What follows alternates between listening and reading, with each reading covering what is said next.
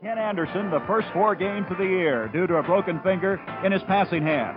Anderson, who led the NFL in passing in 74 and 75, has since returned to his all-pro form. It's the Falcons versus the Bengals from Riverfront Stadium. The NFL on CBS. Today's game is sponsored by Light Beer, everything you always wanted in a beer and less.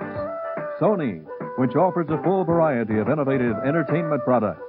And by Hertz, the superstar in rent-a-car.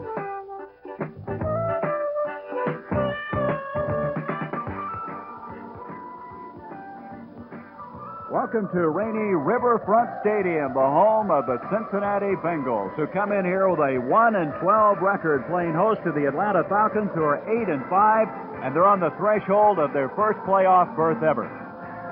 Hi, everybody. I'm Gary Bender, along with Hank Stram, and Hank, Cincinnati's 1-12, but they're a dangerous team for Atlanta today. Yeah, they're an exciting team. They are. They're a very young team. Gary, as you know, they have 11 number 1 draft choice on their football team.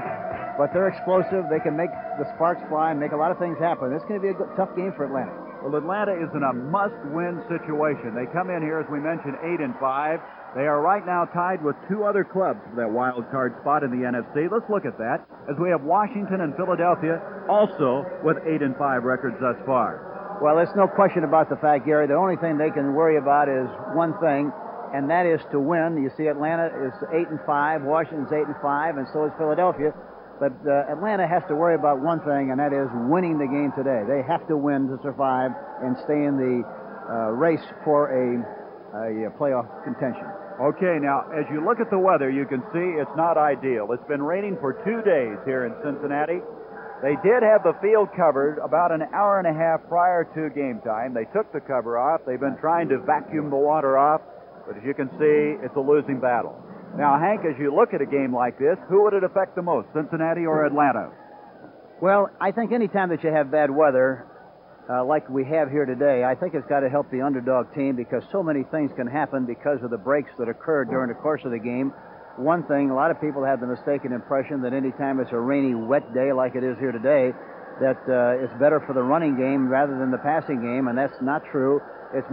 The passing game is very important in this kind of weather, and I'm sure that we'll be able to see a lot of it today, providing the quarterbacks are able to hold on to the ball well enough and they keep the balls dry.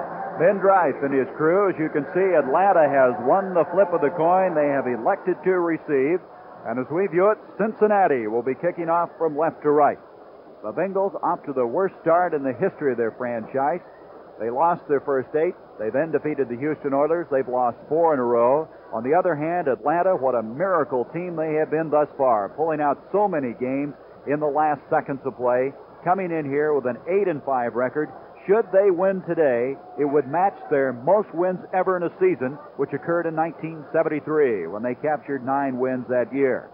Cincinnati is playing much improved football, and a lot of that reason is Ken Anderson. Anderson, after coming back from the broken finger, things didn't come together, Hank, right away. He had to get the form, the rhythm back.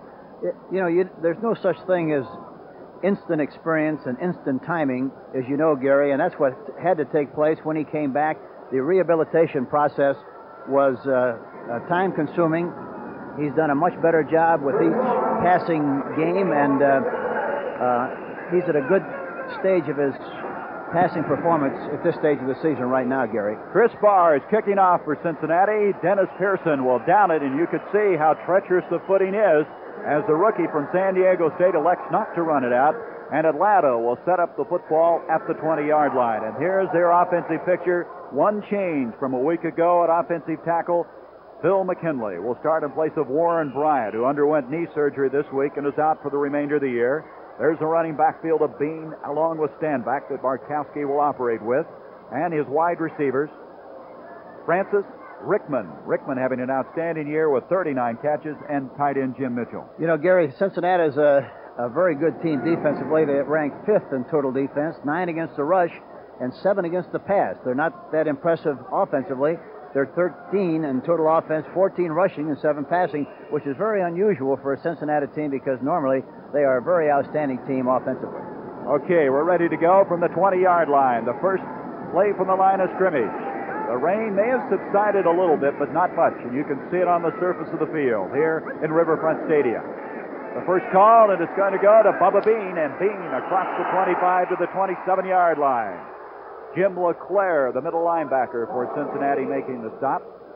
Homer Rice took over Cincinnati, replacing Bill Johnson after the Bengals lost their first 5 games. One thing that he has done, Hank, is he's changed the defense a little bit. They're playing with more of a 4-man front. Yes, they are. They were using Oklahoma defense entirely early. Now they've gone to the 4-3, and they seemingly are doing a much better job with it. They're more aggressive. So it's going to bring up now, second down, 3 yards to go from the 27th. Again, they go to number 40. No, make that Haskell Standback this time as Jim LeClaire making the stop. And Standback's going to be 2 yards short of the first down as we move to a third down. A gain of 1 to the 28-yard line. There's that defensive secondary. Breeden, who's replaced Lamar Parrish, who was traded to the Washington Redskins. Ken Riley having quite a year with 3 interceptions. Both he and Breeden have 3 each. From the 28, third and 2. And I'm sure that in passing situations when they want to pick on somebody, I'm sure that Atlanta will try to pick on Breeden, the young player, number 34, on the left side. On a third and 2 yards to go, Bubba Bean not able to get it, and it's going to bring up a kicking situation. Reggie Williams, a third-year man from Dartmouth, the right side linebacker, made the tackle.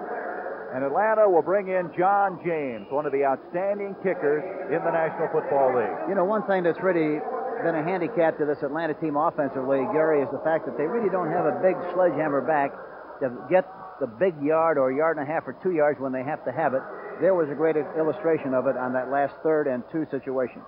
James to kick. He'll be kicking from the 14-yard line. Tony Davis, and also going backer Dick Duran for the Cincinnati Bengals. James coming in here 9th in the NFC, just under 40-yard average. It's going to be Tony Davis, and he's having trouble. And Davis is going to pay for it as he's going to be out of bounds just outside the 20-yard line. And you can see how elusive that football is going to be today, as he had a tough time zeroing in on it. Tom Moriarty, one of the outstanding special team performers in the NFL, was down there to make the tackle. There offensively is a look at Cincinnati, an offensive line that's improved in the past few weeks. Earlier in the year, they were giving up too many sacks. Wilson, coming from the Canadian Football League. Anderson with Dave Turner, the rookie from San Diego State. Curtis, Brooks, and Bass, outstanding wide receivers.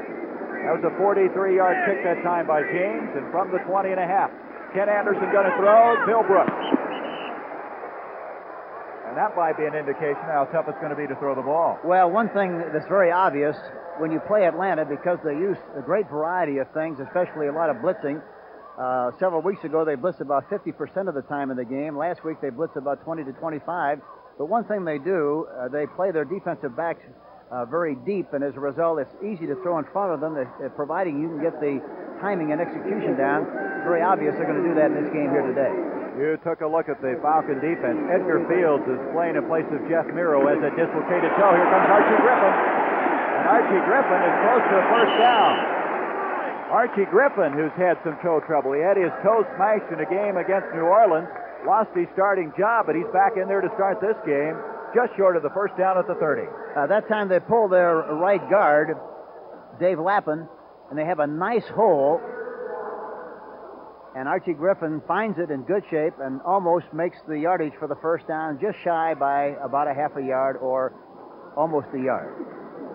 Archie Griffin started 6 of the first 7 games and sustained the injury, but he's opening here today. Third down and less than a yard to go.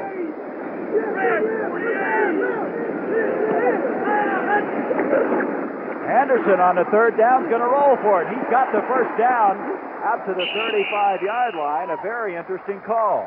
Yes, it was. They pulled both guards. That time, Bujnak and Lappin both pulled on the play, and there was no intention whatsoever to throw the ball. He just rolled out to his right behind the blocking guards and did a good job and picked up the first down. Ken Anderson. He broke the index finger on his passing hand. He's had some elbow problems. He's had some leg problems this year. But he started to put it together. He's thrown a lot of interceptions this year, a total of 19. But most of those occurring in the first 4 or 5 games since coming back. I'm sure you will see him throwing a lot on first down here, too. There he is on first. Isaac Curtis. Well, he took a shot from Bias.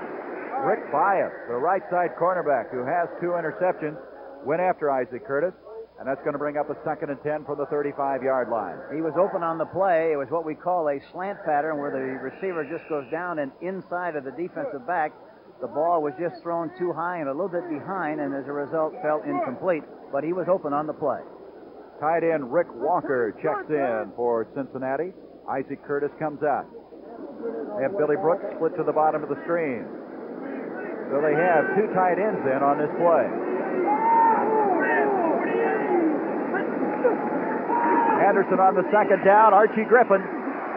Griffin is to the 40-yard line. Archie with his 30th catch of the year. He's been a very fine back coming out of that backfield to catch the football. But it's still going to be 5 yards short of the first down. Mike Lewis and Frank Reed reacted on the play. You know, the other nice thing about Kenny Anderson, he's a very patient quarterback in that he'll look downfield, and he's always aware of the safety valves, meaning the running backs. That time was a great illustration of it. Archie Griffin was open in the flat. He dunked the ball off to him, and they let the backs run in an open area and make the defensive backs or the linebackers make an open field tackle, which is very difficult to do. They mark it at the 41, so it's 3rd and 4. Anderson, flag on the play. He's going deep to Billy Brooks. Brooks down there with Lawrence, and Roland Lawrence had it momentarily and could not hang on. But there is a flag, and it's going to go against Cincinnati. Looked like illegal motion on the play. But Brooks with a good speed, but they're picking on a guy in Roland Lawrence who is one of the best. He has 5 interceptions this year. Yes, and that's one thing that's very difficult to do against this Atlanta team, and that is to throw deep because they play very deep initially. They get good depth in the snap of the ball, and to try to go up on top of them, especially early in the game, is very difficult to do. So on a 4th down, Pat McAnally, who's 2nd in the AFC in punting with a 43.1 average, will kick from the 25. Roland Lawrence goes back deep for Atlanta. No score, just underway. 10-14 to go in the first quarter. McAnally to Lawrence. Lawrence trying to go wide. A flag on the play, and Lawrence is destroyed inside the 15-yard line. A flag was thrown on the near side of the field. As that time, Lawrence just couldn't get the corner turned. Tom Dinkel, a rookie out of Kansas, the linebacker, making the stop for Cincinnati. A 39-yard kick that time by Pat McAnally. And that penalty, let's see what it's going to do as Cincinnati coming back to the line of scrimmage. I'm sure they're going to they're going to make them kick it again, Gary, and let's see what they call and what happens. There's also another flag I see on the other side of the field, so 2 flags. Offense number 25, illegal downfield. Clipping on a defense. We're going to replay. Offsetting penalties, so they'll do it all over again. The clip, I'm sure, was on this near side of the field, and then the ineligible man on the far side of the field. So McAnally will do it again. Boy, he can kick. He trails only Ray Guy of Oakland. Lawrence will go back again for Atlanta. These kind of days, you kind of hold your breath every time you kick or field any kind of a punt because of the weather conditions. Yeah, it could be a 2-point play because it goes right through like a basket. A lot of times when that, especially with a tight spiral, Gary, it slides right through there if you're not careful. McAnally hits it. Lawrence about the same spot as the time before. He's going to go to the far side of the field. He's going to make it out to the 30 and close to the 35-yard line. So Atlanta comes away much better with the second effort, and they're going to have the football. Tom Rude coming over, making the stop on number 22, Roland Lawrence. There's no score at Riverfront Stadium.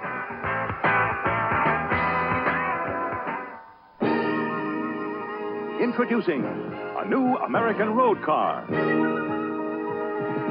The all-new Ford LTD for $1979. With more passenger room, more driver convenience, more handling ease, and more window area than last year's LTD.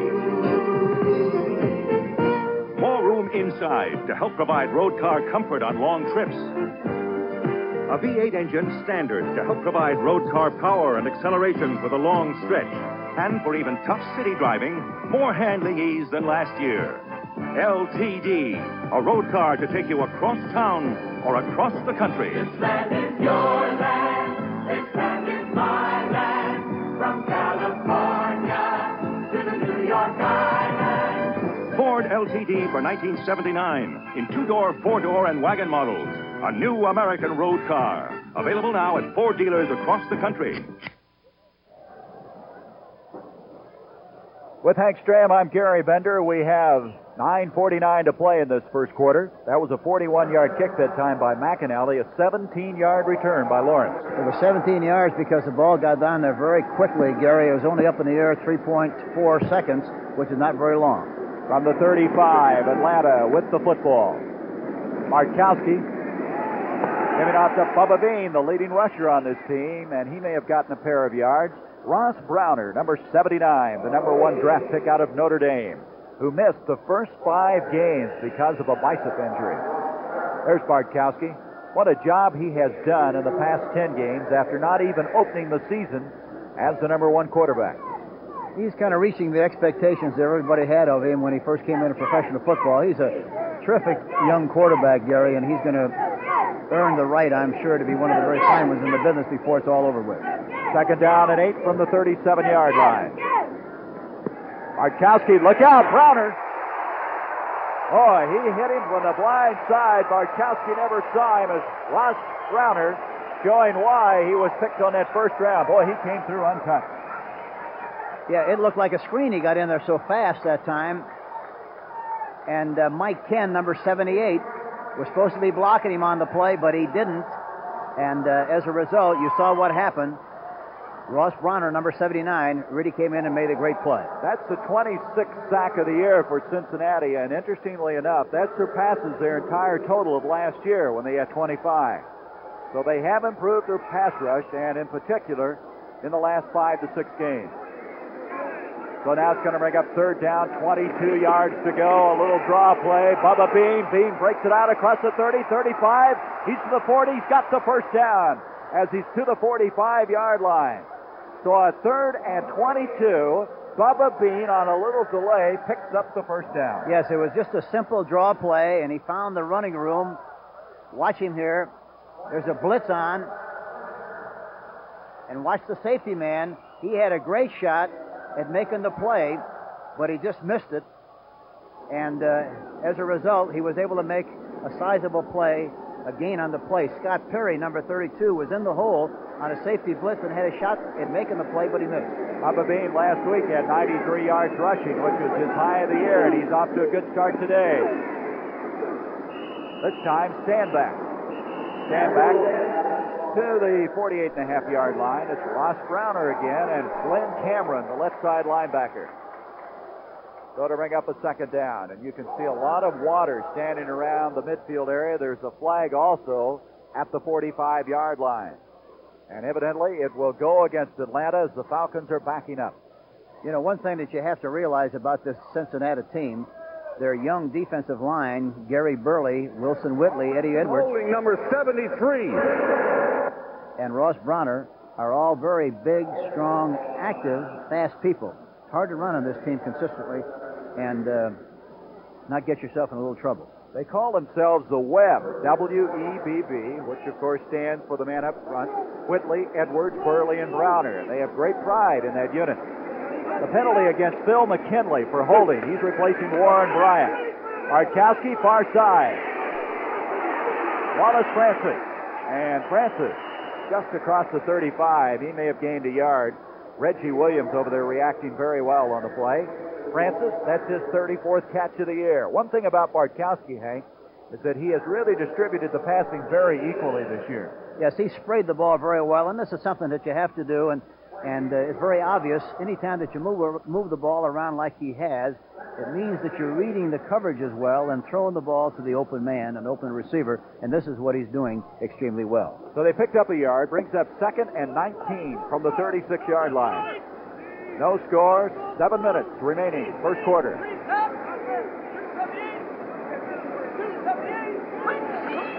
Bartkowski, good protection this time. Complete to Bubba Bean. And Bean will be out of bounds at the 38-yard line. They're still a long way short of the first down as Lewis Breeden over there reacting. It'll bring up a third and 17. This telecast is presented by authority of the National Football League and is intended for the private use of our audience. Any rebroadcast or other use of this telecast without the express written consent of the Cincinnati Bengals at the National Football League is prohibited. From the 38, 3rd and 17. I wouldn't be a bit surprised to see him run some kind of a running play on this situation, Gary. Let's see what they call. Markowski right now kind of throwing the short pattern, setting up possibly for a longer one. And here comes that long one. Intended receivers Alfred Jackson, the rookie from Texas who can fly. He's one of the fastest men on this team. They say he's run the 109.6. So that'll bring up a 4th down. You know, that was a good call. They wanted to get one-on-one, and if it wasn't one-on-one, he just wanted to throw the ball downfield, and if it was caught, fine. If it wasn't, but they didn't take any kind of a risk on the play, and now they have a punting situation. And John James will come in to kick. Tony Davis goes back deep. Davis, coming into this football game, done a pretty good job in returning punts. He's averaging 6.2. That's 14th in the league. Here's James. Davis will go back to his 15-yard line. Flag on the play as Davis comes out to the 25. Looks like we may have had a clip thrown behind the return back at the 15-yard line. And that's what it's going to be. So Cincinnati will not have a good field position at all. In a game like this with the weather, boy, field position even becomes more important. It's always a very important factor, but in this kind of weather, as you mentioned, it really is a factor. And now the Cincinnati team takes possession. Foul, clipping number 44 on a run back. That's Ray Griffin. That was a 48-yard kick that time, Gary. There you see it. Awfully close, wasn't it? That's a tough call. His head was in front. Uh-oh. That TV show we want to watch goes on in 5 minutes.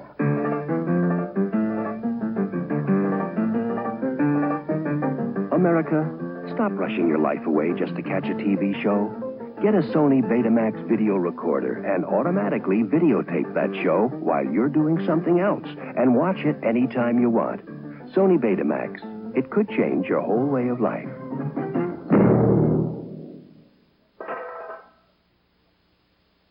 All the guys that do commercials for light beer from Miller are big stars and guys like that. Me, I'm just a humble bartender, but I drink light too, and I'll tell you why. It's less filling, it's got 1/3 less calories than a regular beer, and it tastes great. Jerry, now that you're a big star, can I have your autograph? Well, sure, Mr. Dangerfield. Hey, would you like mine? Not really. Light beer from Miller. Everything you always wanted in a beer, and less. How about my initials? Monday, the White Shadow tries to help a star player beat alcoholism. What makes you such an expert?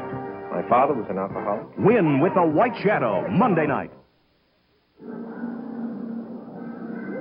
We take another look at this, Gary, and here you see Ray Griffin, number 44, throwing a block on Tom Moriarty, number 45.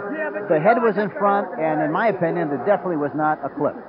But the officials think differently as they now mark the ball just outside the 8-yard line. 1st down, Cincinnati, no score, 5:57 to go, 1st quarter. Here comes Archie Griffin. And Archie Griffin made a couple of fine runs in this early part of the game. He brings the ball out about a yard short of the 1st down.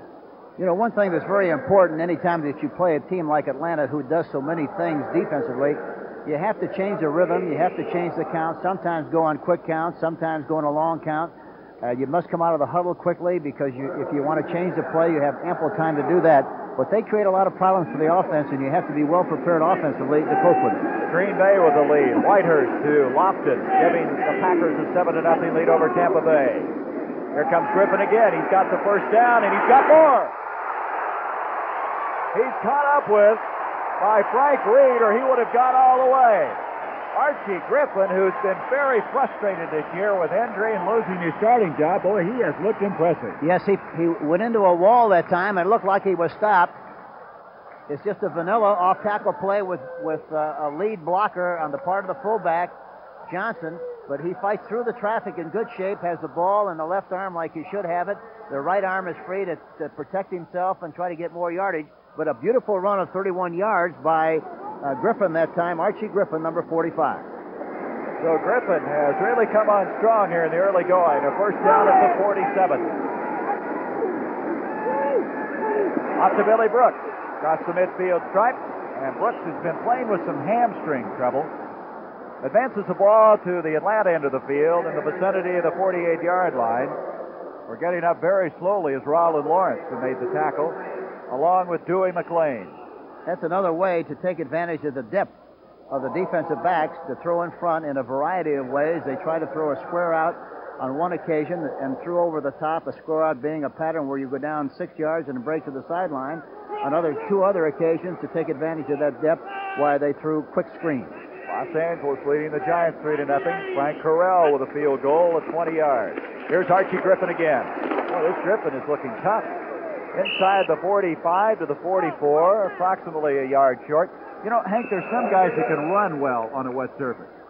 Yeah, it is funny how that can happen, and a lot of times a back who is a flat-footed runner, so to speak, they really have good traction and run very well on a sloppy field or on a wet field like this one is here today. Griffin right now can run on a sloppy field. Let's see if they got the first down. We didn't think they did, but they may have. It'll be very close. Oh, look how close that is, would you? They didn't get it, but they didn't miss it by much. So it'll be a third down in a matter of inches. Archie Griffin has run the ball 4 times and has gained 51 yards already in the early stage of this game. You know, he's had only one 100-yard day in his career, so he might be headed for quite a day. The rest might have been just what the doctor ordered. That's right. He had the toe stepped on and smashed it. He was on crutches for 2 weeks. Then he tried to come back too quick, and he favored a leg and pulled a groin. Now he's evidently healthy. Dave Turner now has come in. Also Tony Davis and Pete Johnson. 3 backs are in on the short yardage situation. And they're going to give it to Pete Johnson. And it looks like he may have gotten it, but it wasn't easy. Pete Johnson, big, strong guy, 242-pounder. Second-year man out of Ohio State, their leading rusher. Yes, and he's like a tackle back there in the backfield because he is big and strong. And in that kind of a situation, he really does a good job because he's got a good surge. And when he gets the shoulder pads into a hole, he drives people back and makes things happen. Archie Griffin comes back in to join Johnson in the backfield. A new series now, operating from the 42 of Atlanta. See if they throw on first down. Let's see what happens.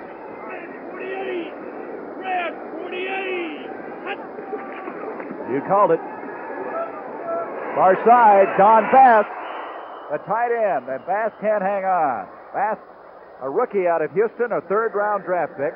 Greg Brezina, Frank Reed defending on the play. This Bass actually is almost like a wide receiver. He caught a 51-yard touchdown pass earlier this year against Cleveland. Yes, I was very impressed with him when I saw him play against Oakland several weeks ago, but he was a dominant factor in the total offensive scheme in that game.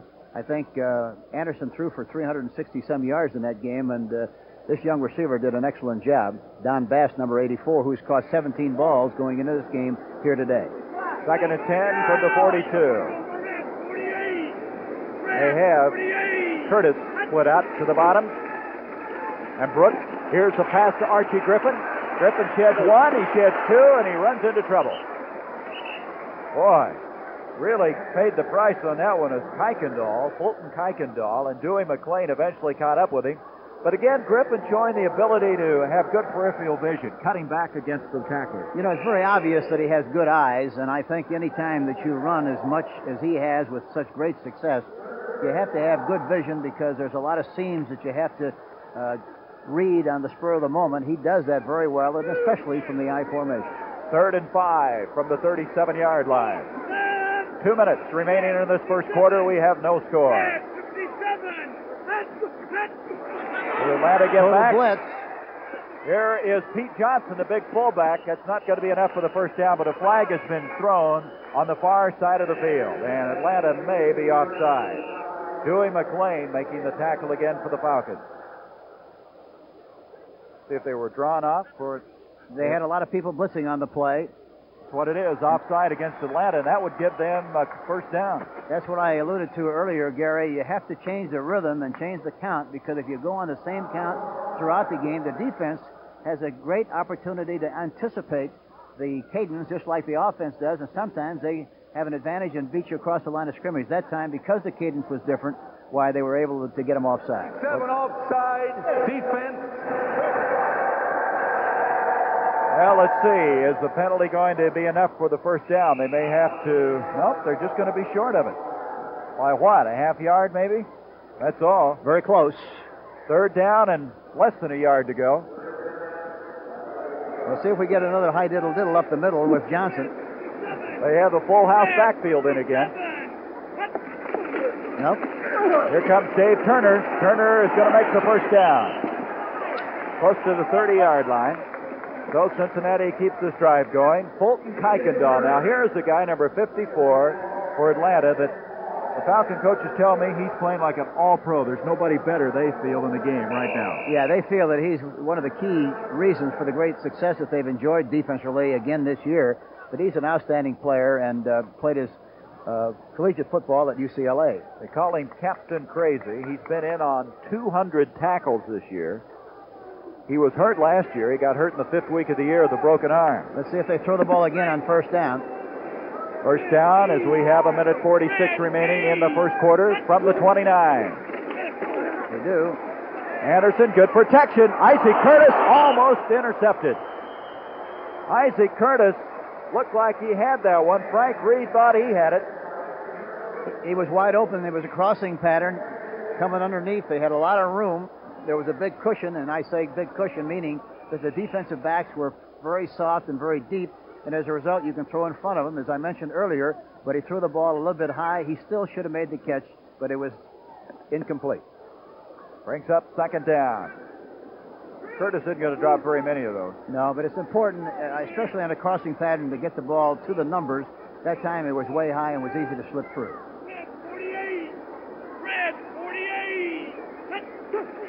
Anderson again to throw. Blitz was on, picked off almost by Bias. Curtis again, the intended receiver, but Rick Bias was there. The secondary staying on him pretty tight. Now we have maybe a roughing the passer coming up. I think it was a roughing the quarterback. Let's see what they call it. They had the blitz on. Of course, that's nothing unusual for this football team. In fact, in a game against Los Angeles this year, they had 60 plays, and they blitzed on 40 of them. Yeah, they come off the bus blitzing. Let's see who did it. Personal foul, roughing the passer, defense number 50, first down. That's Greg Brazina, a veteran from Houston in his 11th year. This would be a good time for a draw play, Gary. They threw the ball the last 3 times on 1st and 10 situations, and it might be that the Atlanta team would be anticipating another pass, and a draw would be a good play. Let's see what he calls. So the penalty moves it to the 15-yard line.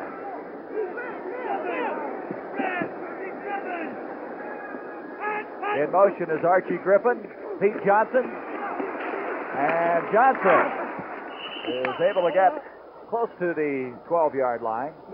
They say that Johnson is a load to tackle. In other words, you hit him, you got to really hang on to him because he's not going to go down initially. No, he's like trying to tackle a rolling manhole cover. Really is. He's big and he's strong and and once he gets a little speed, a little momentum, he's tough to bring down. Gain of 3, 2nd and 7. The Ohio State connection in that backfield. Pete Johnson along with Archie Griffin. Both, of course, teammates for Woody Hayes' team. One a year ahead of the other. Griffin in his 3rd year, Johnson his 2nd. From the 12-yard line, and Griffin the intended receiver. That just didn't develop well.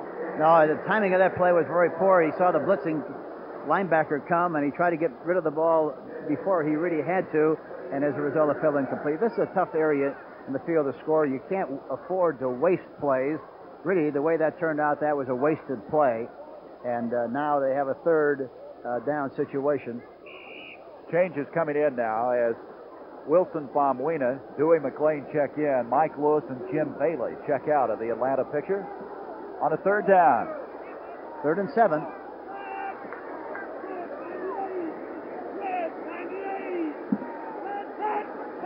Atlanta may have jumped off again. No flag this time. Complete to Johnson. And they're not going to get much on that play. So it's a 4th down coming up. Dewey McClain was over there again. And this has been the story of Atlanta. They'll bend a little bit, but they don't break very easily. Yeah, it's very tough. And, they have a tendency in this area to blitz the strong safety or the weak safety, and it really creates a problem. And what it does really kind of intimidates the quarterback. And he anticipates certain things in this area of the field, and if they come, why, he's prepared. If he isn't, why, then, of course, it really becomes a problem. And Atlanta really did a great job on those last 3 plays. Chris Bard will attempt a 31-yard field goal. He's 11 of 23 this year, and he got it. So Cincinnati has taken a 3-0 lead with 39 seconds left in this first quarter of play. A very impressive drive by the Bengals, who have the advantage.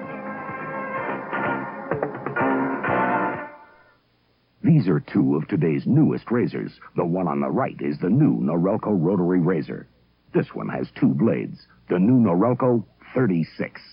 This one pivots up and down. The new Norelco has 3 adjustable heads that float and a new shaving angle. Both give you a close shave, but there is one thing they offer that Norelco doesn't. Gotcha!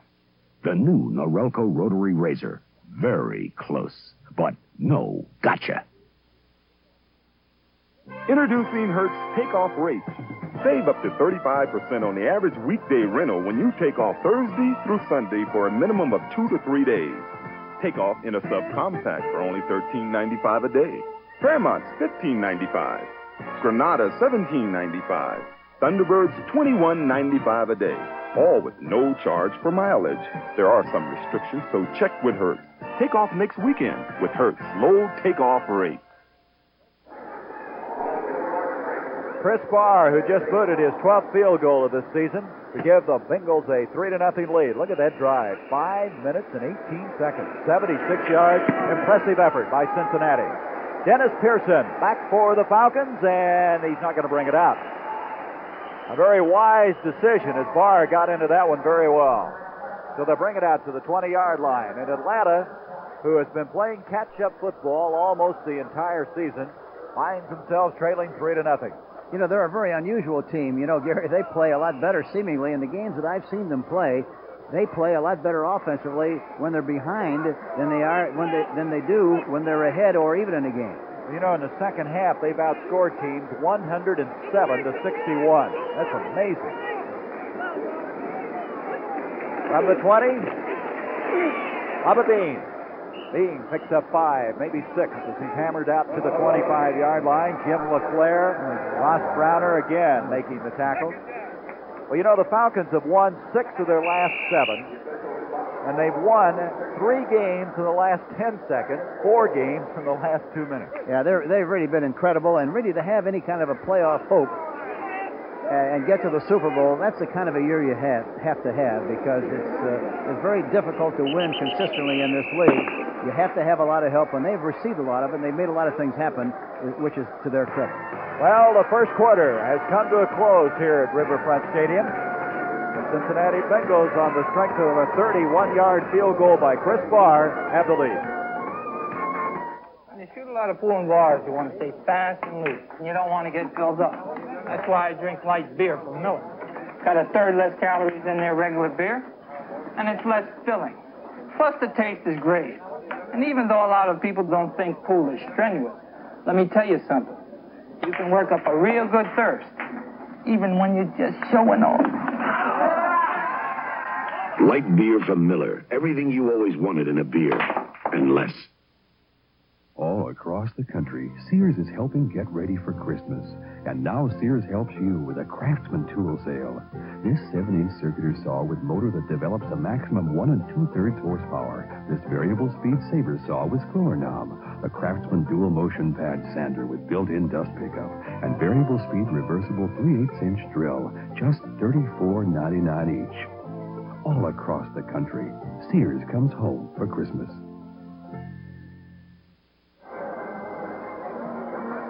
We start the second quarter of play at Riverfront Stadium. Cincinnati with a 3-0 lead. Atlanta has the football. 2nd down 4 from their own 26-yard line. Markowski thus far in this game has hit 2 of 3 for a total of 3 yards. And he's going to throw for the 4th time. Complete to Wallace Francis. And Francis has the first down just outside the 30-yard line. And I'm sure he's the player they're going to pick on whenever they feel they want to throw the ball. That's Lewis Breeden, number 34. They threw in front of him that time. And in the games that I have seen, why most teams have been able to explore that area and really do a good job. So Bartkowski now brings his team to the line of scrimmage with a first down at the 31. Rickman to the top of the screen. Wallace Francis to the bottom. I give to Bubba Bean. Looked like that play was going to develop, and all of a sudden it was closed down by middle linebacker Tim LeClaire. Forward progress to the 33-yard line, a gain of 3. Second and 7. Ricky Patton, number 33, is going to come in. He's the rookie out of Jackson State, which produced another guy that's not a bad football player by the name of Peyton.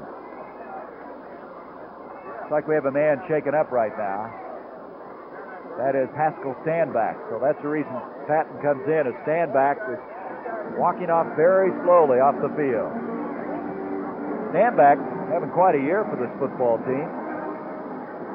527 yards rushing. He had 112 yards against Tampa earlier this year.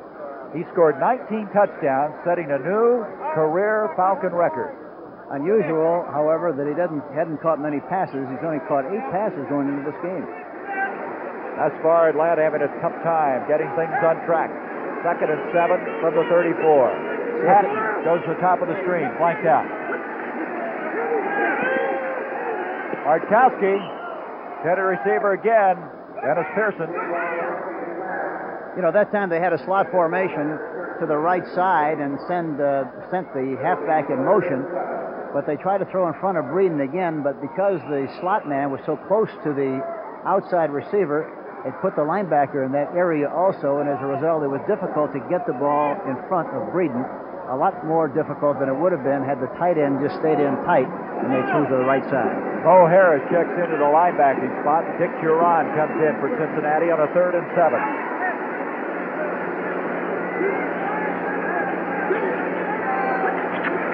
Bartkowski on the 3rd and 7. Nice protection. Complete to Ricky Patton.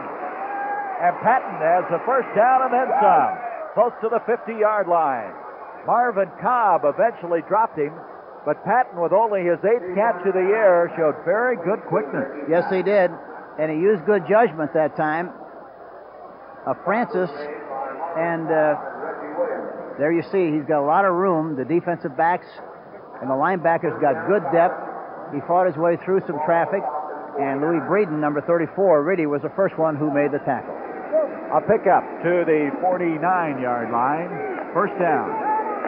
16-yard gain on the play. Bartkowski, a little pressure. Oh, what a completion to Wallace Francis.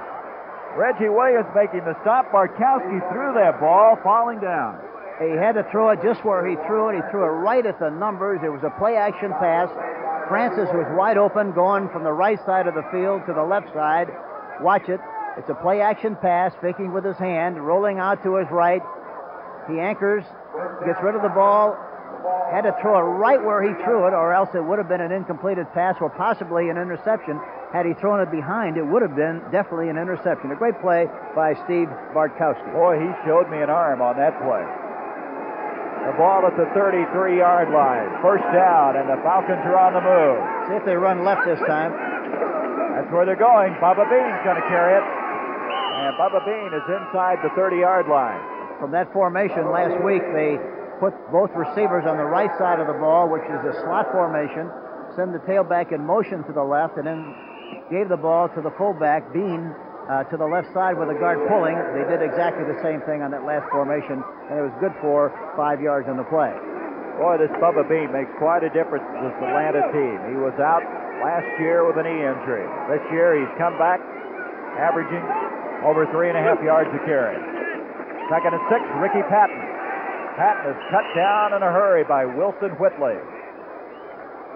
Also Earl Edwards in on the stop. And it's going to come to a 3rd down and still 3 yards to go. It's unusual, however. You see how much more aggressive they seem now that they're behind in the ball game. This is the best drive they've had so far. But here again, It started when they were behind in the ball game, and they're doing a much better job now than they did earlier when it was zip-zip. They play under pressure and in peril. They seem to like it. Third down, 3 yards to go. Offside. There's a give to Patton. He's going to be smothered, but offside, as you called it. Patton just didn't have a chance on that play. And there again, the cadence was changed. The tempo was different, and as a result, they tried to anticipate the count, but they didn't, and as a result, jumped offside. And that will give Atlanta a first down. As they had a 3rd and 3, the 5-yard step-off will move the ball inside the 25 to the 23-yard line. Well, let's make it 21. Offside. That's first down. 55 is Jim LeClaire, the middle linebacker. There you see Jim LeClaire, number 55, coming across there, got caught in no man's land, and penalty on the play. From the 21-yard line, first down. Markowski 5 of 7 now for 41 yards. Looking to Dennis Pearson. Boy, he had to thread the needle on that one because defenders were all over the place, particularly Louis Breeden. Yeah, he was there, but there a little bit too late, and he was lucky to make the reception. The ball was thrown just a little bit too high. It would have been perfect had he thrown it at the numbers, but it was a little high, but he still made the catch, and Breeden had a chance to go over the top and almost jarred it loose. Pick up a 6. Boy, Green Bay now leading 10-0. Los Angeles leading the Giants 10-0. L.A. can clinch at NFC West with a win today. 2nd and 4, just inside the 15-yard line. See if they run right this time. Nobody but one running back, Bubba Bean, behind him. And he's got the football, and Bean is to the 5. He has a 1st and goal. Marvin Cobb, the strong safety, eventually made the tackle, but 1st and goal Atlanta at the 4. They had both receivers to the left that time. The halfback was to the right side, and Bubba Bean, number 44, goes through a gapping hole. Good blocking on the right side with Thielemann, McKinney, and Jeff Van Note, all of whom did a great job on the play. So from the 4-yard line, 1st and goal. Ted Vincent is checked in as a goal line situation for Cincinnati. Markowski gives to Ricky Patton, and Patton finds it difficult. He may have hammered out a couple of yards. Patton playing in place of the injured Haskell Standback. And now Wallace Francis will come in as a wide receiver. 2nd and goal, they mark it to the 2. Atlanta with that fine, young offensive line. They're missing one of their key players, though, Warren Bryant, who underwent surgery. He's out for the year with a knee injury. Phil McKinley replacing him, but they have Stillman, Van Note, Scott, Ken up front, young, and they're vastly improving. Give to Bubba Bean, and I don't believe he made it. He wanted to go airborne, but he couldn't get up the way he wanted to. And so now the ball is just on top of the 1. He tries to go over the top. It looked like it might be a trap play, but the defensive line of Cincinnati really did a great job of getting penetration, and the ball is still on about the 1-yard line. They've gone to a 5-man front on this goal line situation. Linebackers are LeClaire, Cameron are in there. Here we go. 3rd and goal at the 1. Ricky Patton.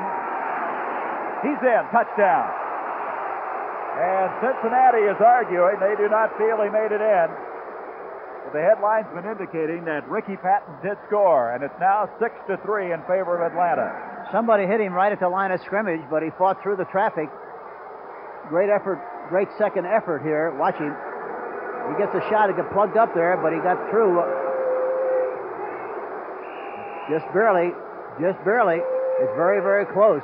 He spun around on that elbow, but was he down before he got to the elbow? Boy, that's a close call. Ken Mazzetti to attempt the point after, John James to hold. And at the 7:57 mark, it's a 7-3 football game in favor of the Atlanta Falcons. So Ricky Patton scores a touchdown.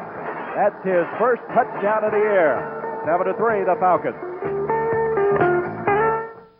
Kathy, what are you doing in the dark? Waiting for Santa. Ho, ho, ho. I wonder what he'll bring me. Well, have you been a good little girl? Person. Good little person. Hey, person. Merry Christmas.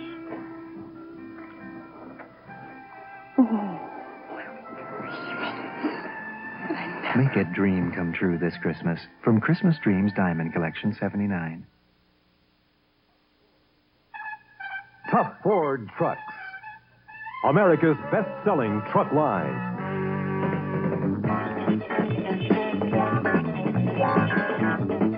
Ford Tough. Tough Couriers. And tough pickups. Tough four-wheelers and Broncos. And tough vans. Tough big trucks. Tough Ford Trucks. America's best-selling truck line.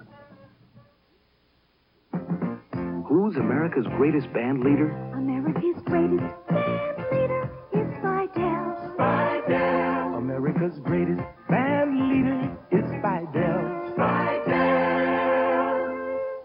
Spidell's elegant new band leader is Thin Line 2, the thinnest twist of flex ever. It'll make your old watch look new or your new watch look better. America's greatest band leader is Spidell. Spidell.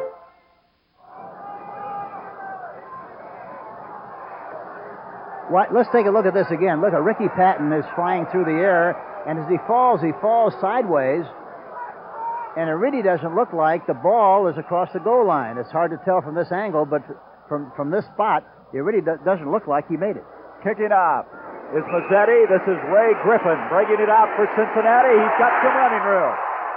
Archie Griffin's younger brother, and he is out close to the 40-yard line. And he will give Cincinnati excellent field position. And the guy that kicked off, Tim Mazzetti, made the tackle. There you see Griffin, 44. And there you see the seam. It opens up nicely. He sees it well and gets into the hole very quickly.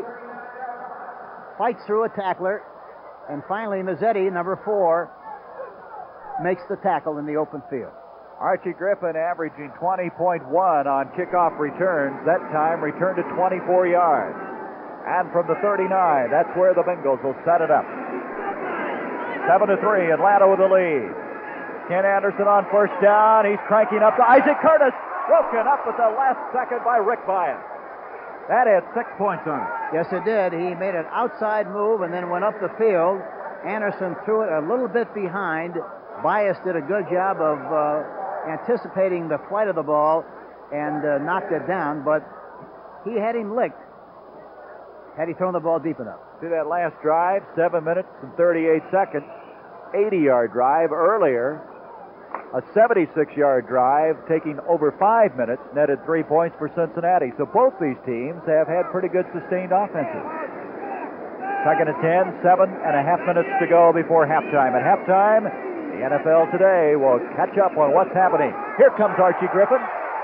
And Archie Griffin's having some day as he's across the 45 to the 48-yard line. They caught him in a blitz that time. They were blitzing. They ran a trap play up the middle.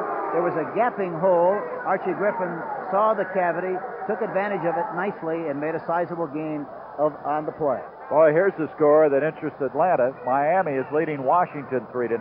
And next week, Atlanta plays host to the Redskins. Of course, Washington and Atlanta identical 8-5 records.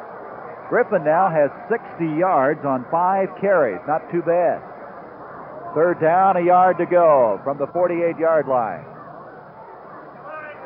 Rick Walker, Jim Corbett, 2 tight ends have come in now for the Bengals.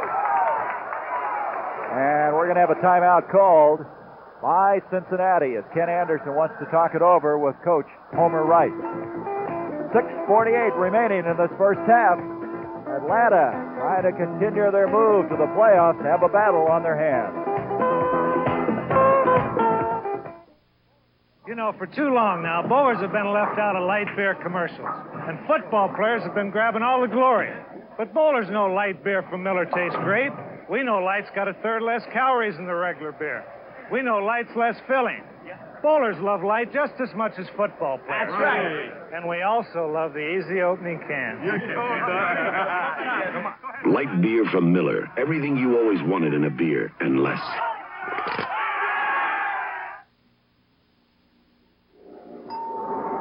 This is the world's most revolutionary telephone switching invention. We call it Super Switcher. It handles 4 times more calls and may save us $1 billion a year. Just imagine that each of these cars is a long-distance call. Super Switcher could handle 5 days' traffic on a busy LA freeway.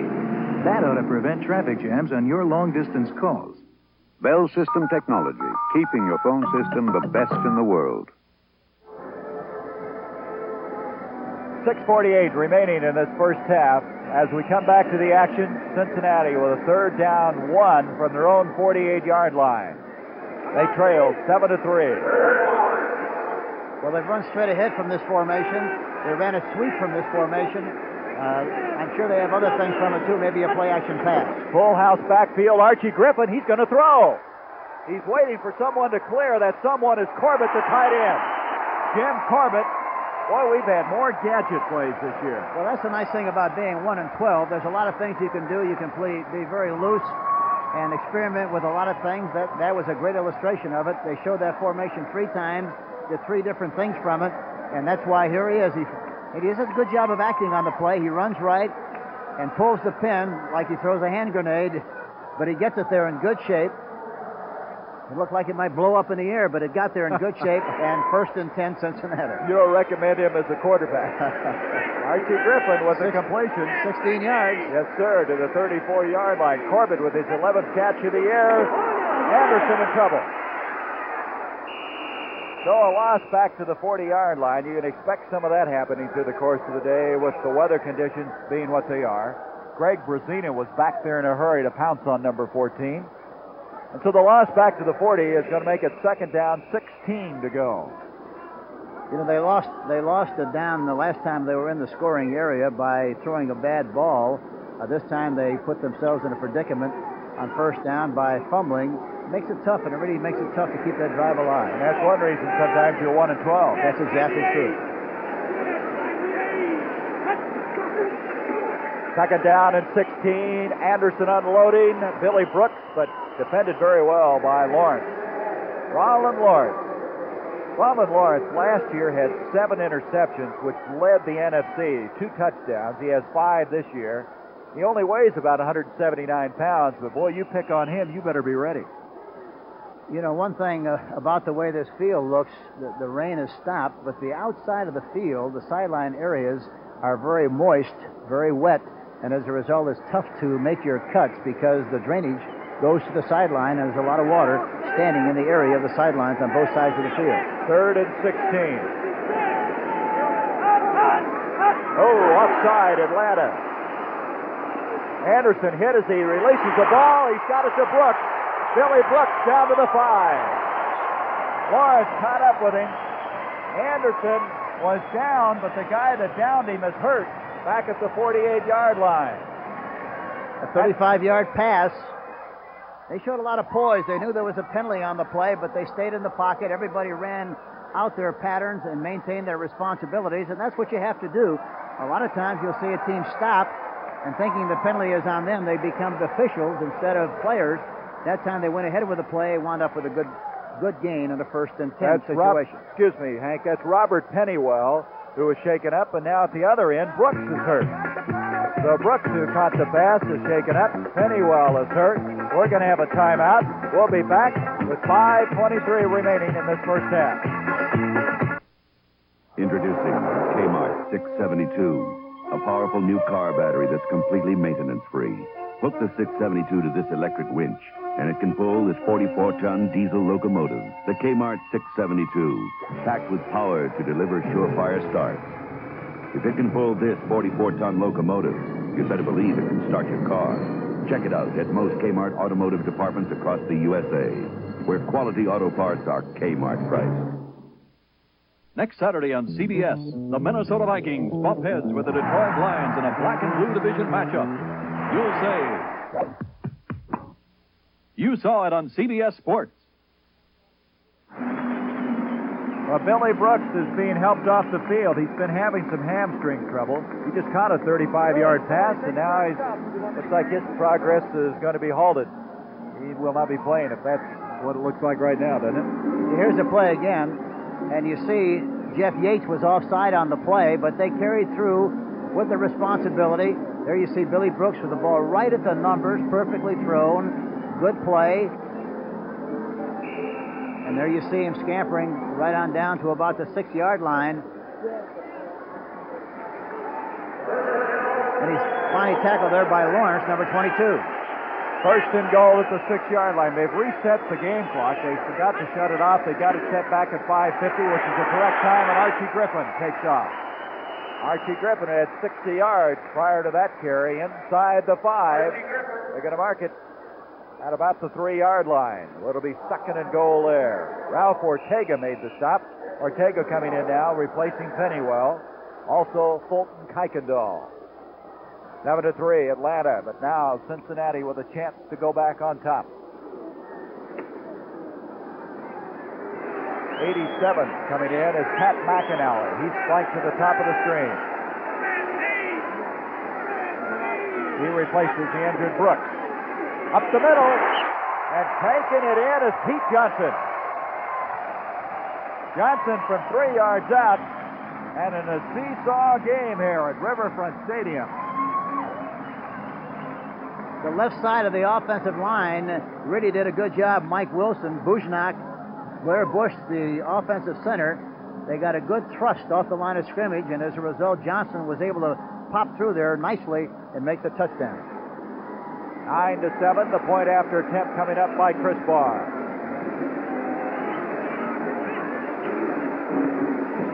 Barr puts it up. He's got it. And Cincinnati, for the second time in this game, enjoys a 3-point lead as we go back to the touchdown run.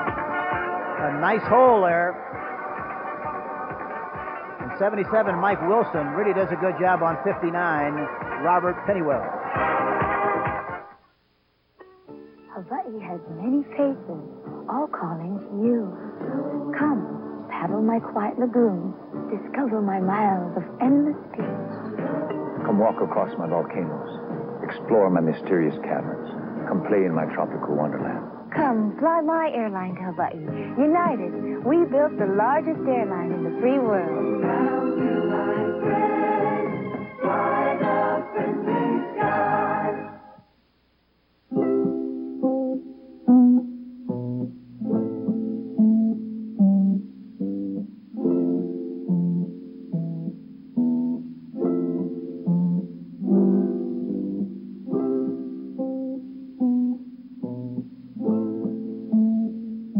Remember this, a Rhine wine by any other name is not the same.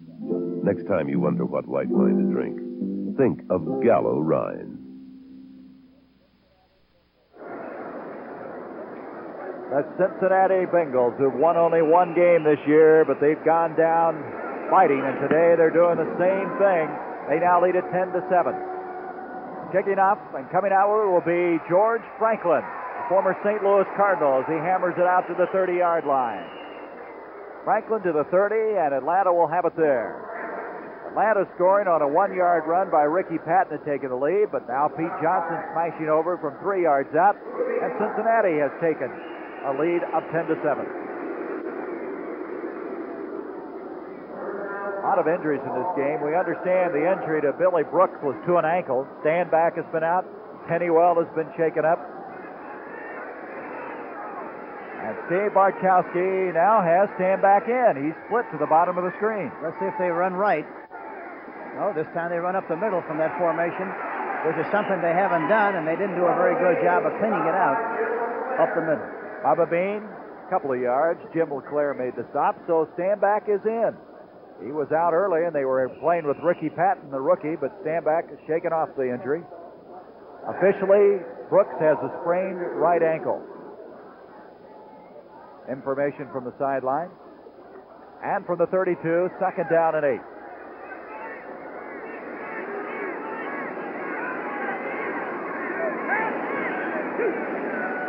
A little delay to Bubba Bean. Bean to the 35, and that's all. So it'll be third down and 5 from that point. Being a workhorse in this game, Marvin Cobb making the stop. Bean thus far has carried the ball 11 times. Lehman Bennett, 40-year-old coach, who was the NFC Coach of the Year last year.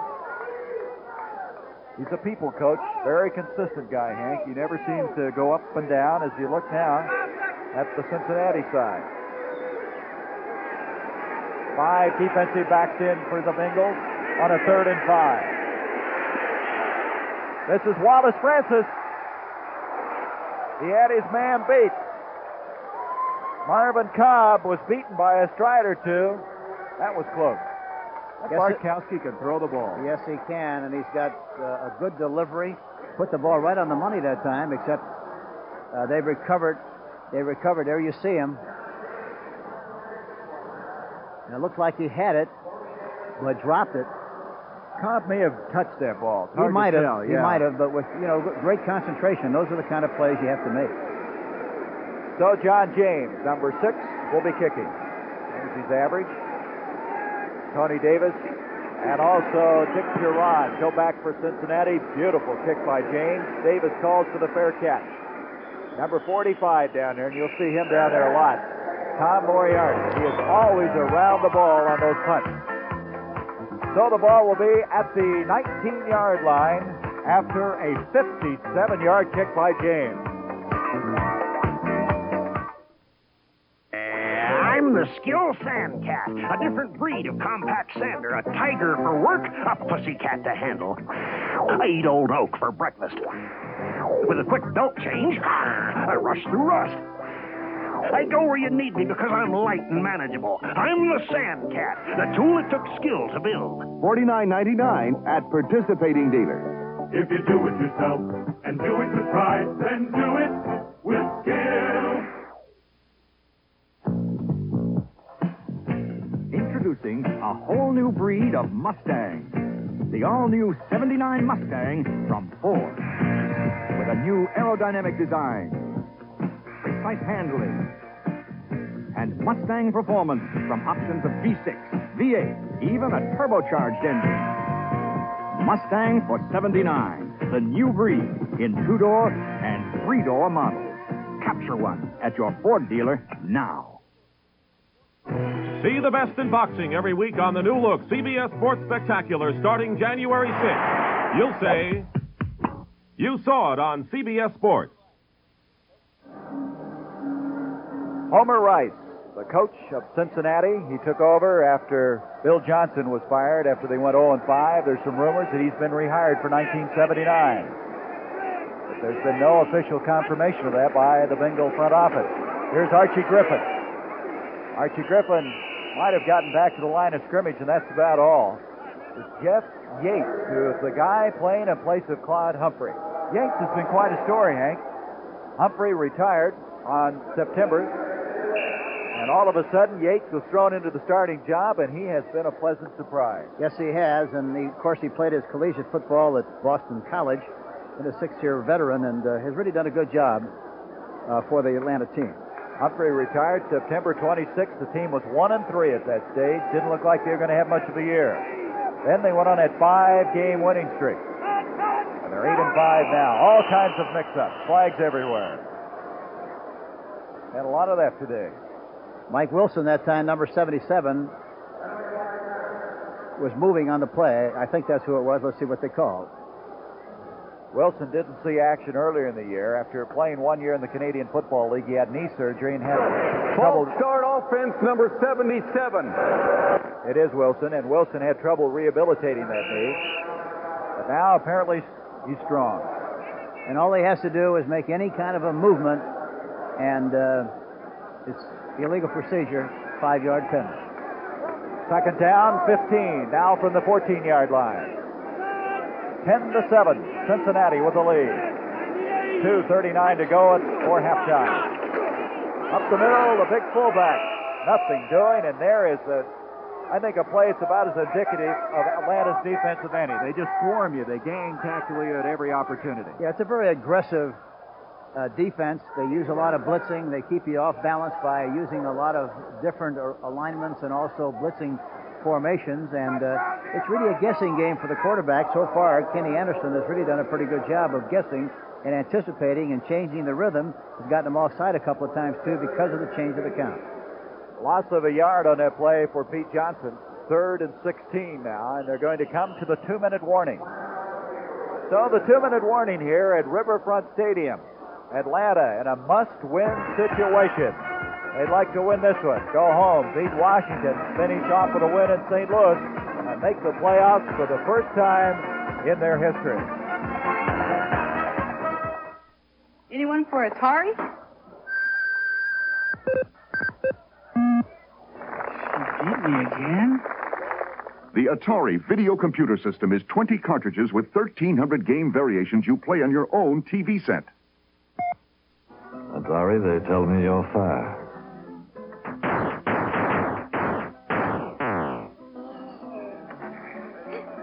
Don't watch television tonight.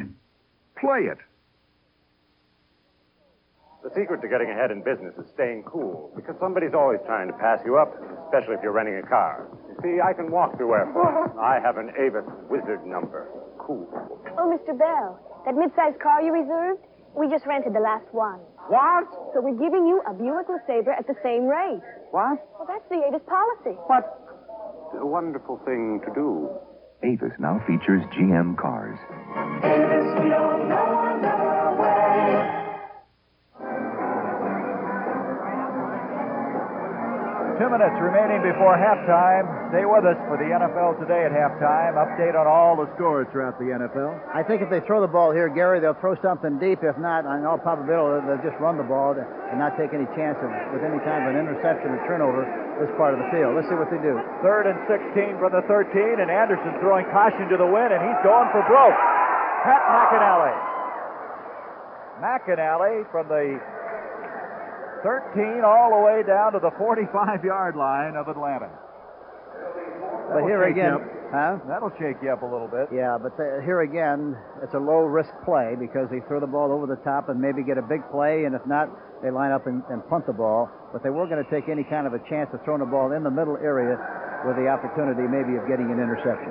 The only thing now is Atlanta should come away with good field position and still some time remaining, just inside 2 minutes. You know they'd like to tie this thing up before they head into the dressing room. McAnally, who just ran that long pattern, is going to have to now punt. He hits a beauty. Lawrence letting it hit. What a roll they get on it. It's going to go out of the bounds at the 31-yard line. And Pat McAnally, under some real pressure, came through in great fashion that time. Kicking from his own end zone all the way down to the 31-yard line. That's a 56-yard kick. Not too bad. You know, we're going to have a new look on the CBS Sports Spectacular 1979. We're going to have more live coverage and more international events. We'll feature the Fight of the Week with top-ranked fighters slugging it out, plus the 3rd annual Hollywood Stunt Competition with some of Hollywood's best stuntmen, and many, many more things coming your way in 79. Markowski, Gary Burley there. Gary Burley, the second sack of the game for that Cincinnati forward wall. And when Atlanta thought they were going to get good field position, they really came away the worse for wear. Now they're back at their own 22. Gary Burley, number 67, licking the right tackle, Phil McKinley, and that's a spot that they're concerned about because of the loss of their fine young tackle, Bryant, who was hurt last week in the game against the New Orleans Saints. He's at the Piedmont Hospital in Atlanta. If you're watching today, Warren, we wish you well. Underwent successful surgery. And now we'll have that rehabilitation process coming up. From the 22, 2nd and 19, Bubba Bean. Bubba Bean up to the 28-yard line. Bo Harris making the tackle for Cincinnati. And 1:01 remaining, and we're going to have a timeout. Atlanta calling the timeout. Markowski will come over and visit with Lehman Bennett. Falcons still want to try to get something on the board, but that kick by McAnally really took him out of the field goal picture. Yes, and the fact that they didn't field the punt was even worse because they lost a lot of yardage by leaving the ball hit the ground and rolling, especially on synthetic turf. It really takes a big bounce. It's very active. It's a very live ball, and you get a lot stronger roll on a synthetic turf than you would if you were kicking on a soft field. Hank, let's look ahead a little bit to the Sun Bowl from El Paso, Texas. The Maryland Terrapins against the Texas Longhorns. Have you ever seen more speed on a team than Texas has? Oh, they really have some lightning, and Lamb Jones, of course, runs the 100, they tell me, a 9 flat. Well, they have Lamb and Ham and another one of those Jones boys, and they are really something. That'll be coming up at December 23rd, and then also the Peach Bowl. And you are a coach for Purdue against Georgia Tech. Yeah, it's really nice to see Purdue get into a bowl game. The first time they've been in one in a long time. The last time they appeared in a bowl was the Rose Bowl, and I forget what year it was, but we're all very happy as Purdue people for that game. And a big one from Dallas. Notre Dame will try to defend their Cotton Bowl title against Houston. All of that coming your way right here on CBS. 3rd and 13 for Atlanta. Bubba Bean now with 66 yards rushing in this game. Markowski, he's in trouble, gets away from Whitley. And a nice attempt by Billy Rickman, but just couldn't come up with it. You know, he really did a great job for a young receiver. The important thing that time was the fact that he came back for the ball. He had no chance whatsoever to make the play had he not come back, but he came back. It was just a little bit too low, and he was unable to make the catch, but it was a very fine play by a young player, Billy Rickman, on that last passing situation. Now they're going to snap the ball, and nobody was really set, but look at James get into that one. Tony Davis back at the 15-yard line. Boy, James and McAnally putting on quite a show in the punting department. And Davis, who was the most valuable player last year for Cincinnati, upended to the 25-yard line. Bodies flying all over the place on that return. And so now there's 41 seconds left in the first half. Two of the finest punters you'll see anywhere dueling today. That was a 56-yard kick by James, duplicating McAnally's effort. Yeah, they're really super young kickers. But there's some other outstanding kickers in the league that have been very impressive all year long. You know, Gary, it's really been a great year for the kickers. And yet, conversely, there's been a lot of problems with the kickers because of the injury situations that have occurred to so many kickers in the league. Oh, they've moved around. They haven't sent their laundry out, I'll tell you. From the 26, first down. Here's Anderson. Still trying to do something with the waning seconds. He's got his man to the far side, and Don Bass. Bass has the first down out across the 40-yard line, and there's 35 seconds still left in this first half. Frank Reed defending on the play. Going to mark the ball at the 42-yard line, and all of a sudden now Cincinnati's trying to get within field goal range. The Bengals with a 10-7 lead. Boy, you look at Cincinnati, they have lost some tough ones this year. Losing in overtime to Cleveland, losing here to New Orleans on a last-second field goal. 5-0 to Buffalo, 7-6 to Pittsburgh. When you go 1-12, there's a lot of reasons. Yeah, they're blitzing. Boy, are they? They sent everybody. Pennywell back there, Joey McLean back there, and Anderson had to get rid of it. I think they sent 11 men on that play. It looked like they had about 15, Gary. They were coming from all directions. But Anderson, very wisely, he anticipated it, saw what happened, ran out of the pocket, got rid of the ball, and didn't have to eat it. And that's what's so important on that kind of a situation. You know, Hank, when you blitz, it's feast or famine, isn't it? I mean, you're not playing percentage football. How do you look at blitzing like that? Well, you know, teams that blitz a lot obviously feel that they don't have a real good pass rush, and it's a philosophy. And you live by the sword and die by it, but they do a very good job. They play the percentages and really do a good job of blitzing and coordinating the whole defense. And they play good teamwork, good team defense. Here's Anderson over the middle to Pat McAnally, a flag on the play. McAnally had the first down. He may have lost it by circling back. Frank Reed over to make the stop. You see the time remaining. Let's see what the flag's all about. Pat McAnally now punting as well as playing wide receiver due to the injury to Billy Brooks. McAnally is no slouch. He came in here with 11 catches.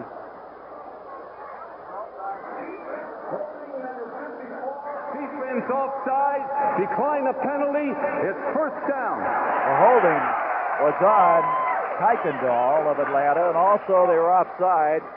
And the ball has been marked at the 45-yard line. That would be a first down for Cincinnati. So So Cincinnati, with still 21 seconds left, they've got a chance to get some points yet.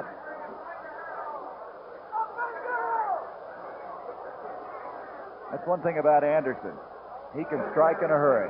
And he has seen it all. He's not going to be disturbed by anything that he sees.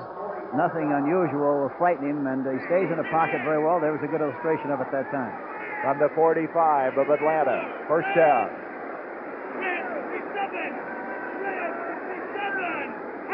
Safety blitz. Here comes Kuykendall. He got away from him. As he hit them by Dewey McClain. Boy, he got a shot that time. Didn't see it. Got it from the blind side. Anderson is not getting up, and you can see why. I think maybe I called the wrong man. Famuina, I think, got through first. Well, we may see it here on replay, but the guy that hit him was Dewey McClain. Here it is. Let's see who came through first.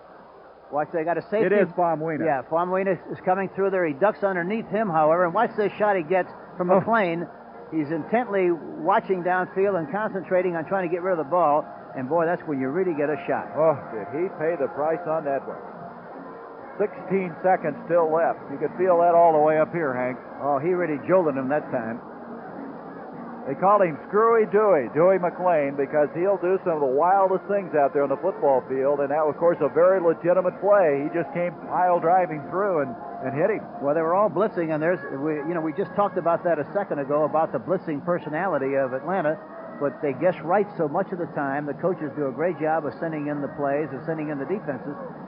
They guessed right on that one, did a good job. Hank, let's look ahead. You know, our NFL on CBS begins a day earlier next week. On Saturday, Minnesota against Detroit. And Detroit, they're going to give the Vikings all they want in that game. Well, we saw them Thanksgiving Day in Detroit, and they were very impressive, beating the Denver Broncos. But they're coming on very strong and look very impressive at this late stage of the season. That's 4 o'clock Eastern on Saturday. Then we pick up our regular activity on Sunday, and some big ones coming up. Dallas, Philadelphia. Boy, both those teams battling in that NFC East. St. Louis against the Giants. Hank and I will be there. Washington against Atlanta. You know what that means. Green Bay, Chicago, and Tampa Bay against San Francisco. Be sure now to check your local listings for the games and times in your area. And, of course, I'm sure it's become a viewing habit, but prior to all those games, the NFL Today with Brent Musburger, Jane Kennedy, and Irv Cross will keep you posted on what to expect and what has happened through the course of the day. And right now, the story here at Riverfront Stadium is, how is Ken Anderson?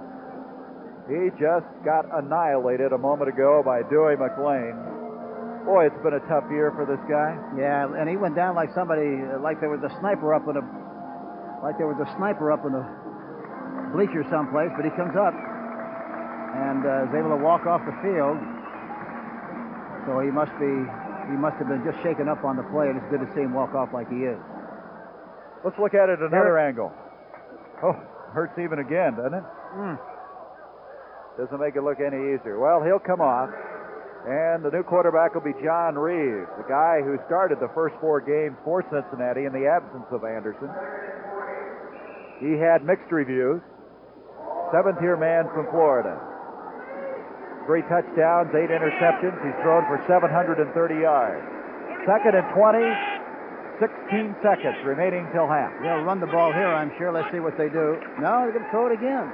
Reeves comes off the bench, and he comes out throwing, but he throws behind Pat McAnally. That's tough to come off cold and come out throwing. Yes, it really is. Especially this kind of a day, the ball's a little wet, and you're so concerned about getting a good exchange the first time you come into the game between you and your center. That's vitally important. So he got it up there that time, but it was way short. Tom Pridemore defending on that play for Atlanta. So Reeves inherits the quarterback spot with now only 10 seconds. You see it, the upper right-hand portion of your screen. 10-7, Cincinnati with the lead. Started out with the Bengals leading 3-0. Then Atlanta took the lead 7-3 and lost it at the 5:07 mark of the second quarter. 3rd down, 20. No blitz this time. They faked it. Reeves to Curtis. Curtis to the 40-yard line, and now they're going to have to stop the clock with 2 seconds. They did not get it stopped. Cincinnati did not kill the clock, and the first half has come to a close. So the Bengals, hoping to pick up their second win of the year, right now have a 3-point lead at intermission. And Atlanta, this reminder, they've been in this situation all year long. They've outscored teams in the second half, 107-61. So they have their work cut out for them, but it's a familiar spot for this team who wants to make the playoffs. When I press this button, a new era in photography begins. Polaroid introduces Sonar Automatic Focusing. This camera sends out inaudible sound waves that bounce off the subject and return in a split second. The lens automatically rotates to perfect focus. You can get a precisely focused picture every time in minutes at the touch of one button. The new Sonar One Steps from Polaroid, the world's simplest cameras. My old buddy Jim was a great umpire. He was quick on his feet. He's got eyes like an eagle. I'm still quick because I don't get filled up. I drink light beer from Miller. Light tastes great. It's less filling. It's got a... What's it say? Here you go, Jim. Try those. Oh, yeah. A third less calories than a regular beer. Hey, you're Boog Powell. Hey. Light beer from Miller. Everything you always wanted in a beer, and less. I bought the family's first Pinto because I liked its look. It looked like a good buy. But I took Mom's Pinto to college. So we bought another Pinto. And I took that to college. So we bought 2 Pinto wagons. His and hers. Now we're a 4 Pinto family. Join the Pinto family. Over 2 million strong and growing. The 79 Pinto. Compare. It may be the best small car buy in America. We're a 4 Pinto family now, but it's just a matter of time. Right. Hi, my name's Hal Needham. You know, for 22 years, I was a stuntman. Some people said king of the stuntmen. Of course, that's a rumor that I started. 2 years ago, I started directing. I did a little show called Smokey and the Bandit, a show called Hooper, and now I'm doing a show called The Villain, and it stars Mr. Kirk Douglas. It's going to be a winner. But in spite of our busy schedule, we're going to take time out to watch the stuntman competition right here on CBS Sports Spectacular. Who knows? Next year, I might come on a mothballs and give it a whirl myself. What do you think about that, cowboy?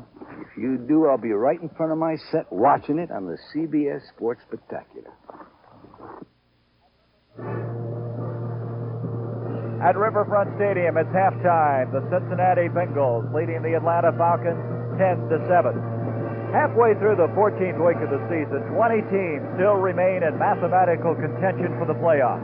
Professor Irwin Corey stopped by the NFL today a little earlier and made it perfectly clear, I think, as to exactly which 2 teams would meet in Super Bowl 13. Last year, we had a heck of a time trying to figure out who was going to be the wild card team from the NFC and the AFC. To compound matters, now we've got 2 wild cards from the AFC and the NFC. Well, who best to straighten us out on this than Professor Corey? Professor Corey. We feel that we can explain this confusion only in the simplest fashion. The AFC and the NFC. Professor, we're going into the 14th week of the season. 20 of the 28 teams are eligible for a playoff spot. Which 2 are going to the Super Bowl? The 2 teams that will go to the Super Bowl will represent the areas that they come from. We cannot take any outsiders. It will only be within the confines of the latitude and longitude. Well, does it matter which latitude or longitude they're in? It's based only on 2 specific ingredients. The team garnishing the most points within the given framework of their particular field will represent that area. Does that mean Oakland will represent the West? Oakland will represent... No, Oakland will represent the central part. See, the West goes to the Central, and the Central goes to East, and the East goes to where the West might have been. They say out West is different. Oh, I see. Like the Rams will be known as the Anaheim Rams, different from L.A. Rams, where they only have 2 horns, where the other Rams have 3. Now, here we find out Oakland 8-5. Does that necessarily mean that Oakland will represent the West? It means they might primarily be in contention. But the AFC and the NFC, comprising the AFL or the NFL, must, within the guidelines, accept the responsibility. Which 2 teams do you think will go to the Super Bowl? We have to know. Well, when you say we have to know, you're acting like a child. For what purpose? What purpose must one know? The amusement is based on the fact that we are in a quandary, that we anticipate with anxiety the hope and the aspirations of those who seem to diligently get into there. Now, we find that the gridiron itself, which is comprised of 12 different stripes, indicating that there must have at least been something Professor, the lady has a question. Professor Corey, that's the whole basis of the Super Bowl. We have to have two teams. Well, we don't have no, a Super this Bowl is game. not written, because to have two teams would only indicate that these are the only adversaries that are left within 28 of those who have accepted the responsibility to go out there and fight. Do or die. You know that most of these teams Professor Corey, have thank you very much. They have That a feeling straightens that us out they for have all of us. Professor Corey, we and they are a appreciate it. scrappy Thank you. little group. They have come from thank the you very past, much. indicating that they must Thank show you. some Thank sign you. of virility on their Nice. own part. It straightens We it out. cannot It's all accept without perfectly diligence clear. Thank those you. who represent the East. The East is one of the most greatest parts of the old thing.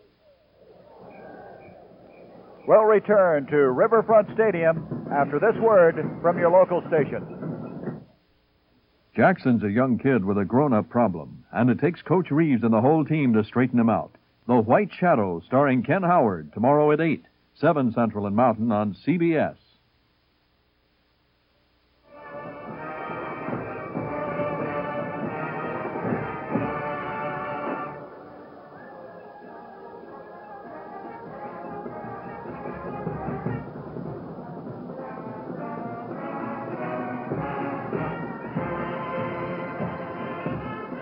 Well, it's quit raining here at Cincinnati. That's good news. And at halftime, they're trying to vacuum the field off. So that should give Cincinnati and Atlanta better playing conditions, Hank, in the second half.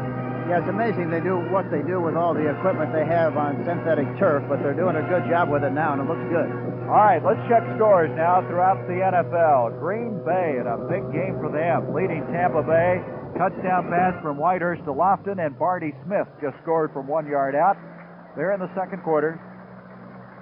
Now at halftime, 17-7. The Packers, who go in there 7-5-1. Now Los Angeles can clinch the NFC West with a win today. They lead the Giants 10-7. I see that Pisarcik threw to Shirk for 4 yards to give the Giants their first touchdown. Yes, and Los Angeles seemingly is having a lot more trouble than they maybe anticipated against this New York Giant team in New York. Rams led a 3-0 early on a Frank Correll field goal and then added a touchdown. Baltimore and the Jets. The Jets leading that one 14-10. Robinson threw a 48-yard touchdown pass to Wes Walker. I think Robinson may be one of the big stories of the year. No question about that, and I think you have to give awful lot of credit to Walt Michaels, too, who has done a terrific job for the New York Jets. Now Miami in a must-win situation, as is Washington. It's 6-0 in that game. Both those teams go in there 8-5, and both of them trying to get into a wild card playoff spot. Yeah, that's really going to be a tough game right down to the wire because, as you mentioned, both of them are involved in the race, and both of them have to win, which they can't do today. Now Detroit is really coming on now, going against St. Louis, who had their 4-game winning streak snapped last week. The Cardinals having some injury problems in that game. That being played in St. Louis. That could be a high-scoring game if past history means anything, the way these two teams have been scoring. And I think a lot will be contingent on what the weather situation is like. I haven't heard anything about what the weather is like. Have you, Gary? No, I haven't. But I would imagine it's been wet up there. Now, Minnesota is leading Philadelphia. Philadelphia, one of the three teams in the NFC with an 8-5 record. They lose that one, it's going to be very tough for the Eagles. Yes, it will be, and they've been winning by the skin of their teeth, so to speak, just like a lot of other teams have done, but it doesn't make any difference how you win as long as you win, Gary. Minnesota took the lead in that game on a Tarkenton to Sammy White pass. And that's how it stands right now, 14-7. New Orleans, San Francisco. New Orleans, who was shocked last week by Atlanta. San Francisco, who's tied with Cincinnati with the worst record in the NFL. Yeah, that's a surprise because I think everybody thought going into the game, and of course it's a long way from being over, but I think everybody figured that New Orleans would dominate this game and win it easily. 3-3, and then Kansas City, who last week shut out San Diego, leading Buffalo 7-0. Buffalo beat Kansas City very impressively the last time they played, and it looks like the Kansas City team is possibly going to reverse that decision, but it's early in the game and a lot of things can still happen. McKnight scored on a 17-yard run in that game for the Kansas City Chiefs, and That's the difference in the game as it stands right now. Kansas City, going into that ball game, has a 3-10 record. Buffalo is 4-9. John Rees delivers the pass. We'll be back to bring you more of our halftime from Riverfront Stadium in just a moment.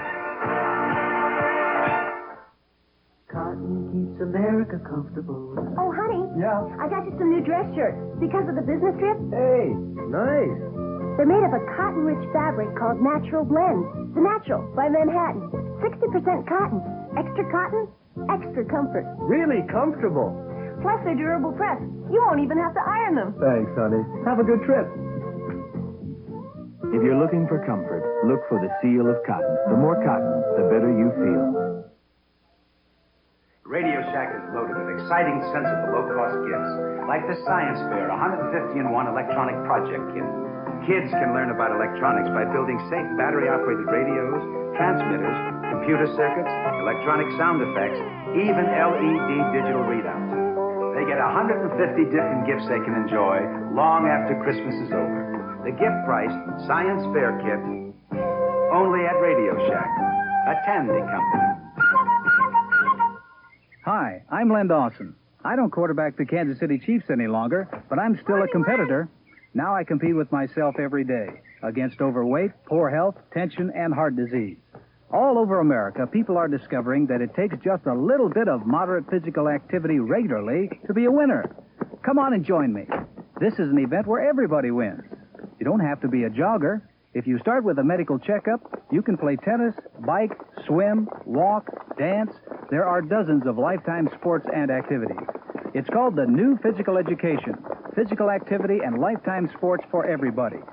It's an attitude that starts in the schools and builds. So get your kids involved. Support the New Physical Education in your schools, and activity will become a natural part of everyday living. Get moving, America. Your life and health depend on it. This is one event when you can't afford to be a spectator. Come on, Len, let's go. Yeah, come on, let's go.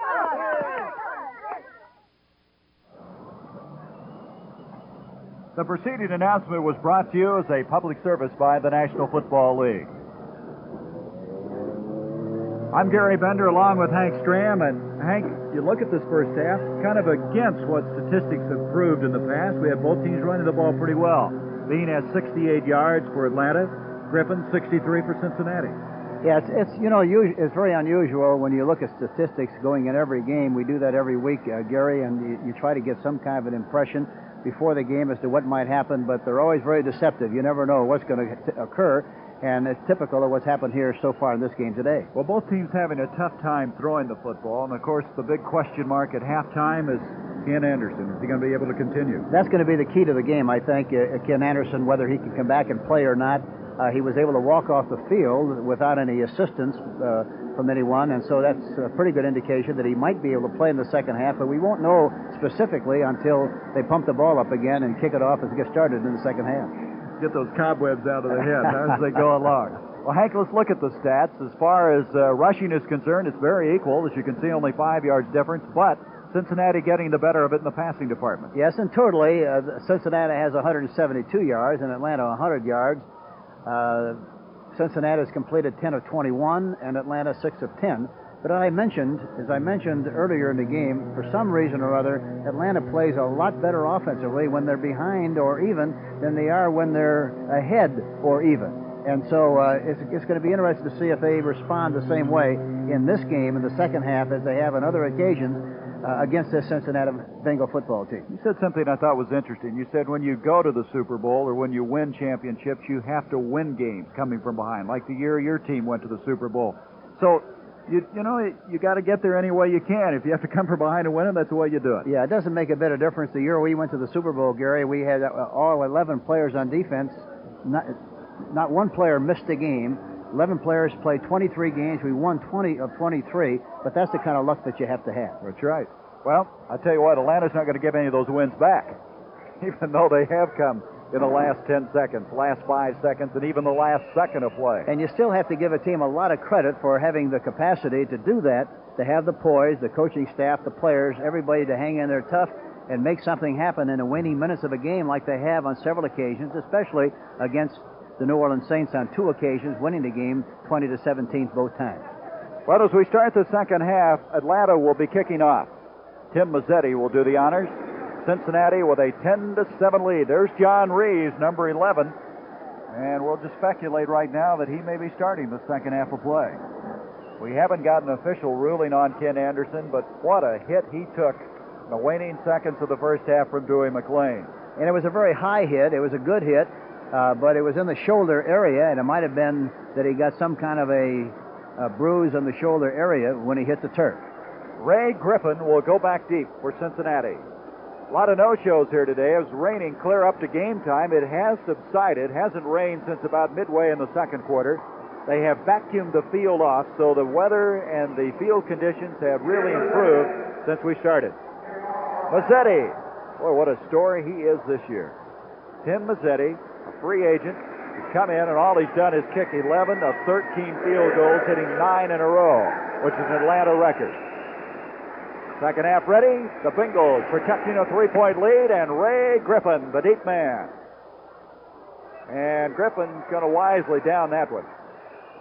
So they bring it out the 20-yard line, and let's see who comes onto the field. That quarterback is going to be John Reeves. Reeves will be the quarterback, so Anderson will not open the second half. And chances are, if he doesn't open, there's a chance that he might not even be able to play at all, because I'm sure that if he was capable, they would certainly start him in the second half. Well, John Reeves has had what you would call a difficult year. He came in, pressed into service. There's Ken Anderson. He's up and around. Still got his shoulder pads on, which would indicate maybe he hasn't been ruled out yet. Reeves coming in, starting the first 4 games for the Bengals. Throws quickly to Pat McAnally, who's playing in place of the injured Billy Brooks. McAnally is close to the 25-yard line. Second down, 5. McAnally, you don't hear a lot about him, mainly just as a punter. But he's a very capable wide receiver. Yes, and he's a very good possession kind of a tight end. He has adequate speed, but the nice thing about him, what I've seen of him, he has excellent hands, and you get the ball around him, he's going to catch it. Second and 5 from the 25, just underway, second half. Blitz that time. Archie Griffin carrying the ball, and Griffin doesn't get much. Got a couple of yards. It'll come to a third down, still 3 yards to go. And so, Robert Pennywell, who was shaken up earlier in the game, comes blitzing through, along with Roland Lawrence, who's over there to make the tackle, and Atlanta doesn't deviate. They just keep coming after you. Yeah, they keep swinging away, and they hope you're going to make some kind of a mistake from a assignment standpoint or physically beat somebody, and they've done this all year long, and they've really done a super job with it.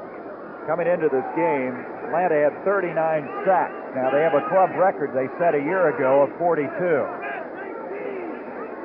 Of course, today they've added to that. Here's Reeves. Reeves, complete to Don Bass, the tight end, and that's the first down. Greg Brazina making the stop. They caught him in a zone that time where they were double covering the outside receiver. There was a big seam between the short man and the deep man, and Bass was able to get open on the play.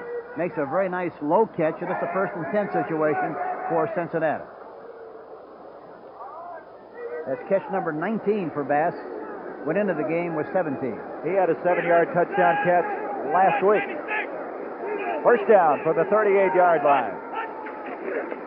Here's Archie Griffin. And Griffin, who had 63 yards at halftime, comes across the 40 to the 41-yard line. Again, it's Greg Brazina over to make the stop. And Archie Griffin having a pretty good afternoon thus far for a team that's 25th in the NFL in rushing. Pete Johnson, that time, number 46, did a good job of blocking on the defensive end that time, and he made it possible for that play to succeed because he did a good job on Edgar Fields, number 77. Second down, 7 yards to go.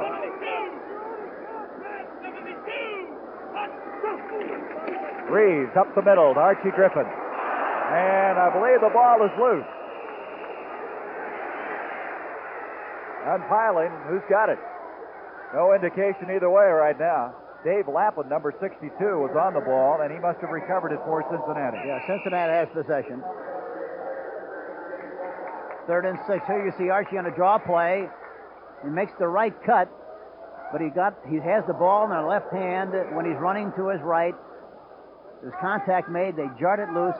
Luckily, they were able to fall on the ball. Dave Lappin, number 62, made the recovery. You know, there's still a lot of water on that surface. You could see it when they hit that time. Yeah, it's tough to squeeze it all out of there. 3rd down and 5. Another blitz. Off to McAnally. McAnally trying to get to that first down stick. I don't believe he made it. He did a poor job that time of running the play. The play was designed to go inside of the block of the tackle who was pulling and trying to knock the corner man out.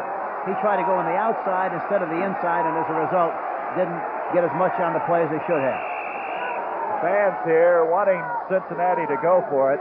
If, in fact, they don't already have the first down, they're looking to the far side. They're about, looks like, what, a half yard short? I would think they're short from this angle, Gary, but it's hard to tell. But I don't think they made the first down. They would have 4th and just a matter of maybe a half yard to go. Let's see. The crowd here already chanting, go for it. Stick down, and you can see they don't have it. It is a good half yard. 4th down, Cincinnati. The line of scrimmage, the 47-yard line. And they're going to come in and kick. That McAnally will drop back. Crowd not too happy about it here. It's not a happy year here in Cincinnati. They fired their manager, Sparky Anderson. They fired their football coach, Bill Johnson. But one thing they don't do is fire the fan. So this is why the coach has to kick here. All right, that's Roland Lawrence, number 22, from the 13-yard line. Lawrence this year has been sharing those duties as far as returning punts with Dennis Law, but he has been doing it all day long here. McAnally from the 32-yard line.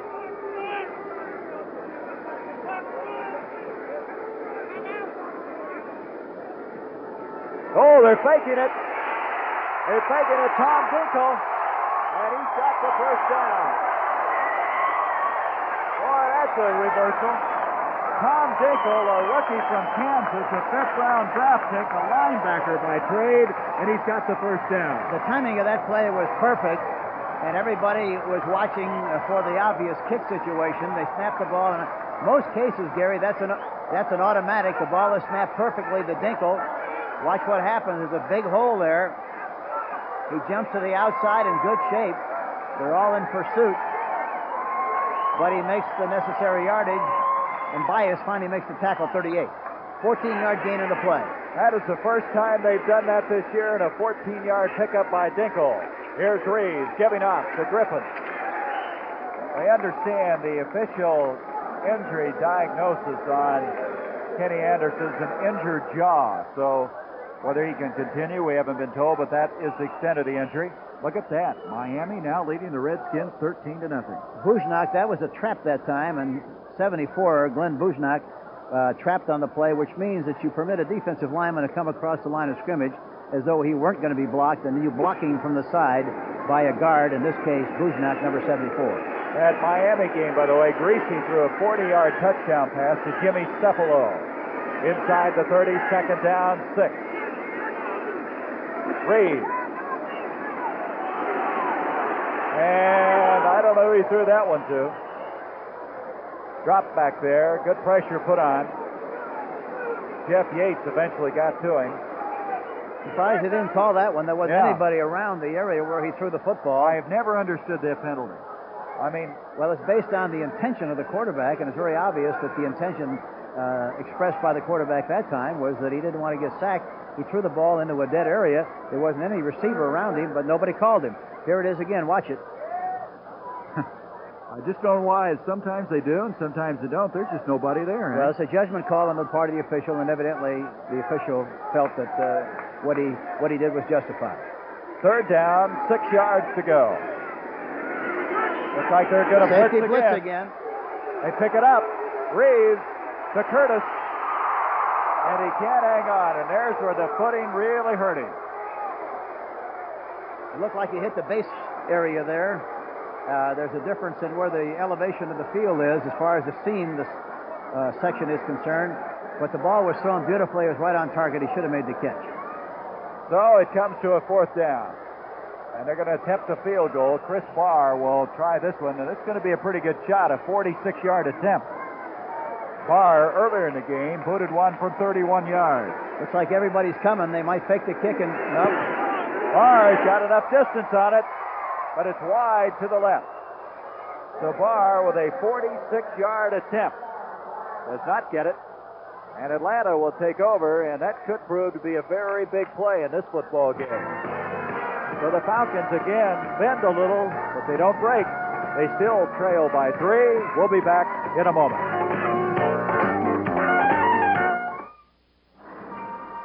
By the time this day is done, you'll turn a mountain of canvas and a truckload of living dynamite into one of the world's oldest fantasies, the circus. Now comes Miller time.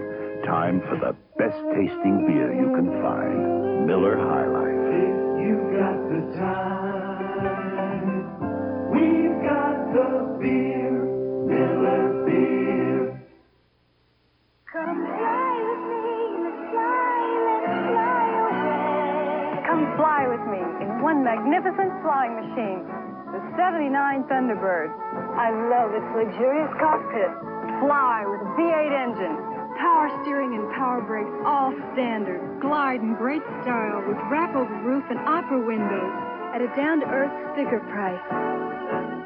79 Thunderbird. What a way to fly at your Ford dealer. Don't miss the thrilling Hollywood stunt competition on the new-look CBS Sports Spectacular starting January 6th. You'll say, you saw it on CBS Sports.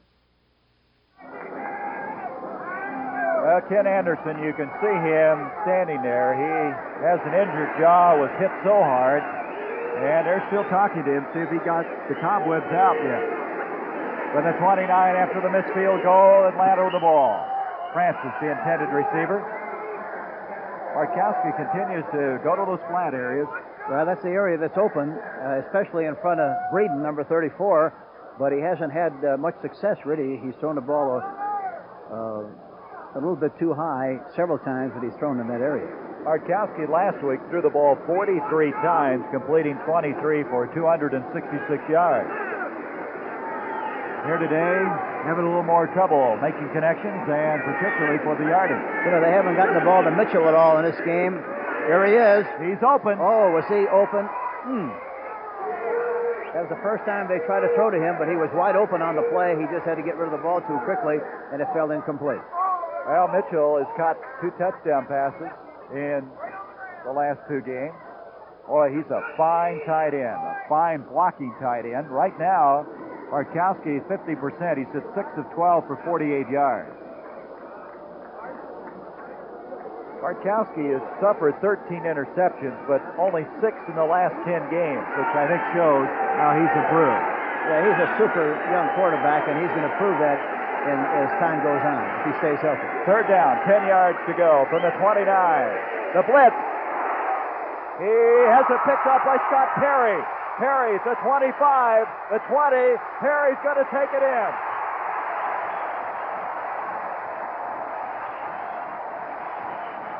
The blitz paid off for Cincinnati, and Bartkowski threw it into the hands of Perry, who took it 39 yards for the touchdown.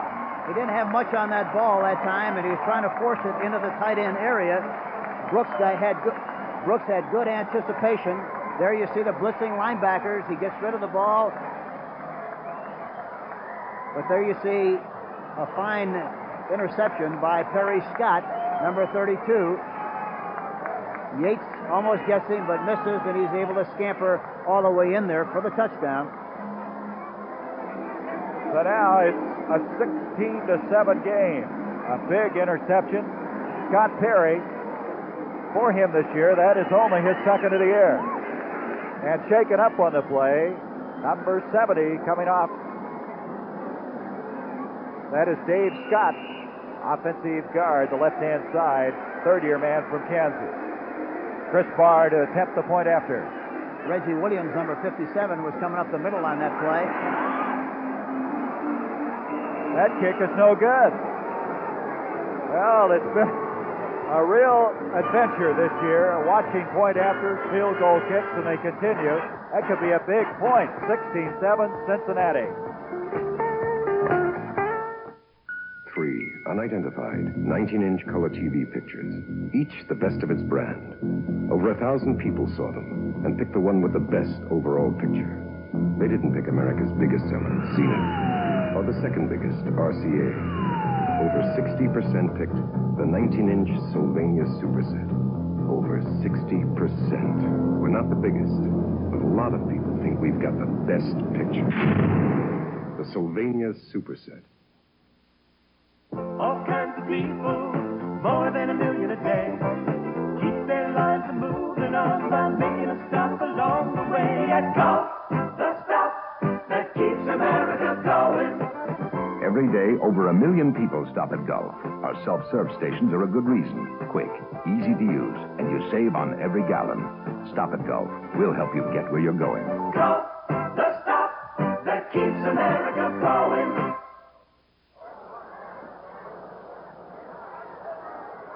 Chris Barr, who just missed a point after, will be kicking off. Cincinnati with a 16-7 lead.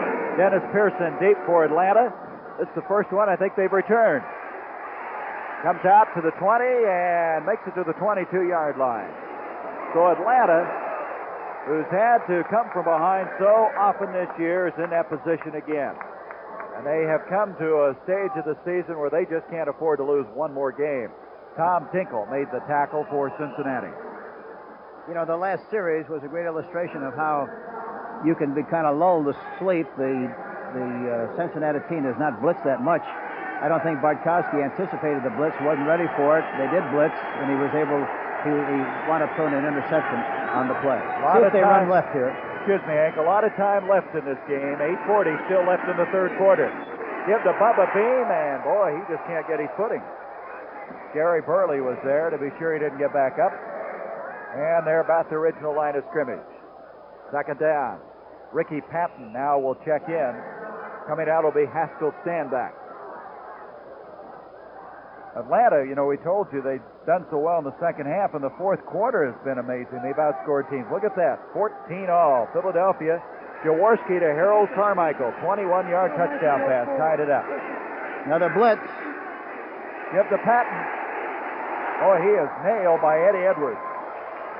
Started to say, not only has Atlanta outscored teams in the second half, but Hank, in the fourth quarter, they've outscored teams 83-34. Yeah, they've been incredible, and of course, here again, it's a great compliment to the coaching staff and the players. It's very obvious they're in very good physical condition, and the other obvious thing that shows up in that kind of a stat is the fact that they're well prepared, and they make adjustments and take advantage of situations in the fourth quarter. Hank, we should mention, as we started the telecast, the three teams are really watching: Atlanta, Washington, and Philadelphia. Right now, Atlanta and Washington are losing, and we just saw Philadelphia's moved into a 14-14 tie. Right now, the Falcons have called a timeout. There's that Miami-Washington score. Miami 8-5, Washington 8-5. Three teams came in here 8-5 in the NFC, and two of those three are having tough sledding. Timeout. We'll be back. Cincinnati with the lead. Wherever you may roam, you'll find us near your home. Oh, hi, it's me again, posting and pasting more posters. This time it's for the first annual Delco battery sale. AC Delco is making it possible for you to buy a Freedom battery at a special sale price. Thanks, Delco. Wherever you see this poster, look for it in your neighborhood for a great price on a battery you can trust. Thanks, Delco. Whoop! You'll be saying thanks, Delco, too. Next Saturday on CBS, the Minnesota Vikings bump heads with the Detroit Lions in a black and blue division matchup. You'll say, you saw it on CBS Sports. Gary Bender with Hank Stram. We come back with 7:26 to go in this third quarter.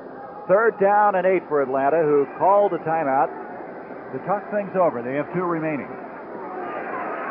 And here they come as they have Dennis Pearson flanked out. They've gone to a 3-man front. Cincinnati has an apparent passing situation. Bartkowski stepping up. And was that pass completed or not? No, incomplete. Jim LeClaire and Glenn Cameron were all over Wallace Francis. Yeah, Francis was playing the tight end area. He was really in the slot and took the place of Jim Mitchell, who was split to the left. That was the area they tried to hit, but there were two men covering him on the play, and it was a little low and fell incomplete. Oh, there just wasn't anybody open on that play. No, they had it faded in good shape. Tony Davis goes back deep along with Dick Duran as John James will kick inside his own 10-yard line. Right now, Atlanta in some real trouble, trailing 16-7.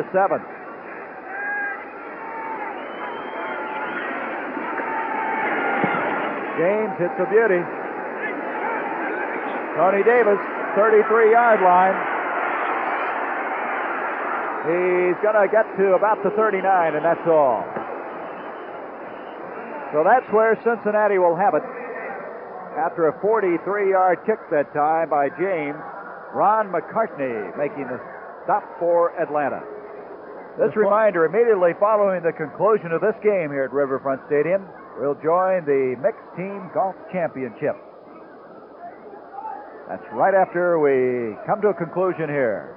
Have a flag at the 35-yard line, and it's going to go against Cincinnati, and I would imagine it's going to be a clip. Let's listen to Ben Dright.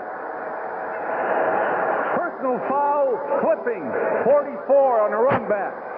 You know, that's Ray Griffin, and that's the second time he's been called for a clip in this game. Earlier, it was kind of a shaky one, but...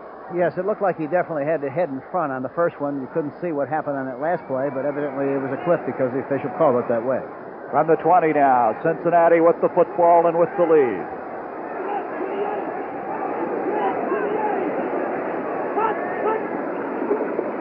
Anderson, a little end-around action to Don Bass, and he's almost undressed. As making a good play was Edgar Fields. Fields playing in place of the injured Jeff Miro. Bass is going to go have to see his tailor. He's going to get he's going to have to get a refit on that jersey. He stretched it, but it was a good call, but well played, as you mentioned, by Edgar Fields, number 77. Fields is a fine football player. He's 6'2", 255, a third-round draft pick in 77. And in place of Jeff Miro, who's out with a dislocated toe. They hope he'll be back next week for the Washington game. Moss, 4 yards, 2nd and 14. Reeves to McAnally. McAnally hit immediately by Lawrence. It's going to be short of the first down as they are across the 25. They need to make it to the 30-yard line. Dewey McLean also helping on that tackle. McAnally has been a prime target since coming into the game replacing Brooks. And he ran a very precise pattern. He went straight down the field and then cut to the right side in good shape. The ball was delivered right on time, right at the numbers. It was a well-executed play. Third down and still 4 yards to go. The ball spotted at the 26-yard line. 5.5 minutes remaining, third quarter.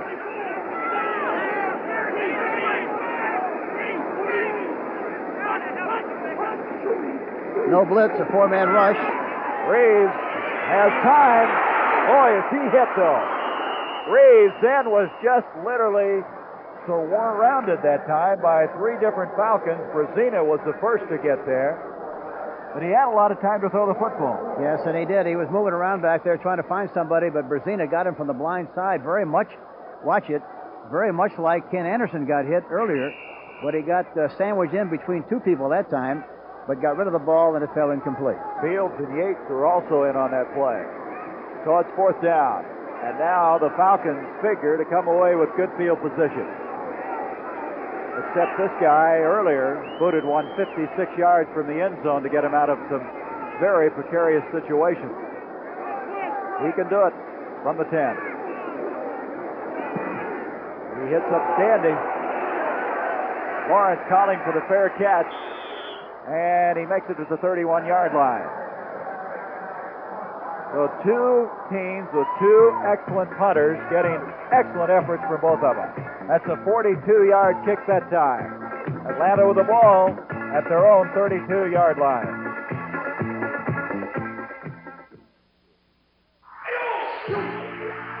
great skill and discipline, you teach what's been kept a secret for centuries. And when the lesson has been taught and learned, now comes Miller time. Time to head for the best tasting beer you can find. America's quality beer, Miller High Life. You got the time, we've got the beer, Miller beer. The Stevens Estate. The $20,000 Mercedes looks right at home. So does the $5,000 Granada Gia, sometimes mistaken for a Mercedes. It's an American classic. Meredith Manor. Mercedes styling looks at home. And Granada's does too. Hamilton House. Mercedes classic styling. Granada's classic styling. And the Granada price makes it right at home at any home. The 79 Ford Granada at your Ford dealer. From the 32-yard line, Atlanta sets up shop, trailing 16-7. And Lehman Bennett and his club again having to come from behind if they're going to continue their playoff hopes. See if they throw on first down here. Let's see what happens. Markowski, thus far, 6 of 14 in this game. Bubba Bean. Bubba Bean, who had 68 yards by halftime, but shut down pretty well in the second half. Gets out to the 35-yard line, a pickup of 3. Jim LeClaire dragged him down there. They're not going to give him the 35. They're going to give him the 34-yard line. You really have to be impressed with the young defensive line of the Bengals. I mentioned them earlier, but Burley, Whitley, Edwards, and Browner, all of whom have excellent size, speed, and quickness, and they're doing a good job against the run. A rookie, 2 second-year men, and a third-year man. They should be around a while. Yes, they will be. Gain of 2, 2nd and 8. Markowski with a play action. Almost intercepted by Jim LeClaire. The guy that put the pressure on was Eddie Edwards again at 6'4", coming through. And LeClaire, who has 1 interception this year, couldn't come up with it. They threw a play-action pass on 2nd and long, and the linebacker was not held at all that time. They weren't concerned about the running fake, and he got good depth and almost intercepted that pass, Jim LeClaire. But the play-action pass is a much better pass on 1st and 10 and short yardage than it is on a 2nd and long situation or 3rd and long. And we have a 3rd and long now, 3rd and 8. Markowski to Bean, and Bean is hit and dropped by Whitley. So nothing materializes on this series for Atlanta. And from the 34.5-yard line, they're going to have to kick. And the crowd here appreciative of Cincinnati's defensive effort. Yeah, they have to be because they're really an outstanding young group.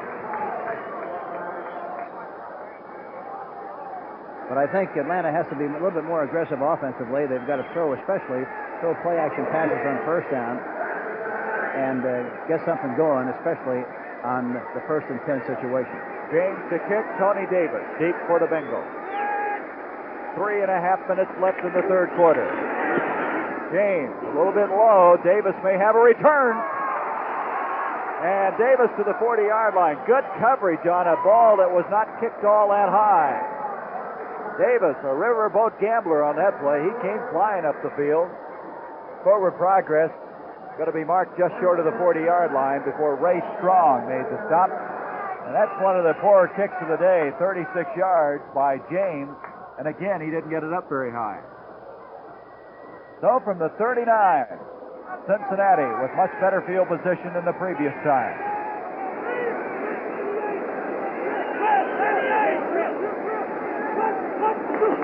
Reeves to Pete Johnson. The big fullback goes nowhere. Edgar Fields to get there first. Reeves since replacing the injured Ken Anderson has hit 5 of 9 for 45 yards. Forward progress given to the 41-yard line. Pickup of 2. It'll be 2nd and 8. Look at this now. We mentioned the 3 teams. Atlanta losing. Washington's losing. Philadelphia's tied 14 all in their game with Minnesota. Green Bay was winning. All those teams are right there in the pack. It's going to be a wild finish with 2 more weeks left in the season. 20 teams still are in contention for a playoff spot out of the 28. That's remarkable. Here's Reeves. on a 2nd and 8. He's got McAnally wide open. And on the second bounce, McAnally scores. Flag down on the play, however. There is a flag back at the 36, and it's going to go against Cincinnati holding. McAnally batted that ball around like it was a volleyball, but it's going to come back anyway. That would have been his first touchdown catch of the year. 59 yards, but the ball was right on the money, and McElhenney really made a great catch, bobbled it, but he maintained possession, but there was a holding penalty on the play. Offensive holding, number 76. That's Vern Holland, who is considered probably their best offensive lineman. So 59 yards is wiped off the boards, and it brings it back to the 31-yard line. McAnally will be thinking about that one, won't he? Yes, he will. I'm sure Holland will be thinking about it even more. Crowd here not too happy about it. 2nd down and 18. Reed threw that ball very well. Reed's going to try it again on 2nd and 18. Blitz everybody. Kuykendall's got him. White shirts all over the place. Fulton Kuykendall was the guy that got to him. Let's go back and watch that bobbled catch that McAnally latched onto eventually. He's right over the top, and he's got Lawrence licked. Bobbles the ball, but maintains very good concentration. Kept his hands on the ball, but all to no avail because there was a holding penalty on the play. So it's now 3rd down and 24. The sack, the second of the game, and now 41 sacks for the year for Atlanta. Here comes Archie Griffin. Griffin close to the 30-yard line. It's going to bring up a punting situation, 4th down. Pennywell and Kuykendall. That was another blitz that time. Kuykendall started to come, read the play, and finally wound up making the tackle on the outside, which was a great effort on his part, number 54. So instead of a touchdown, McAnally's going to have to kick the football. He'll be kicking for the 15. Lawrence goes back for Atlanta. Right now, it's a field position battle. After the 39-yard interception return by Scott Perry, the missed point after, they've been battling back and forth. McAnally's kick a little wobbly. Lawrence lets it hit. And that's going to cost him. And at the 15-yard line where Atlanta will get it, Tony Davis, who's so good on those special teams, came down and picked it up. I think that's an old axiom, don't let the ball hit. You just can't let it hit, although that time it didn't look like he had a good jump on the ball and a little concerned about maybe fumbling the ball, and that's probably what happened on the play, but it's a costly mistake and puts it in bad field position again. That was a 54-yard kick. Tonight on CBS, 60 Minutes, the top-rated program on television. You'll meet some Teamsters who are taking on their own union. A tough confrontation any way you look at it. That starts our programming tonight on CBS. Here's Ricky Patton. Patton moves the ball out to the 20-yard line. 1:43 remaining in the 3rd quarter. Atlanta will start worrying about the time here pretty quick as they trail 16-7. They come down to the quarter that's been so good to them, the 4th quarter. But you can't always depend on it. 2nd down, 5. Long 5.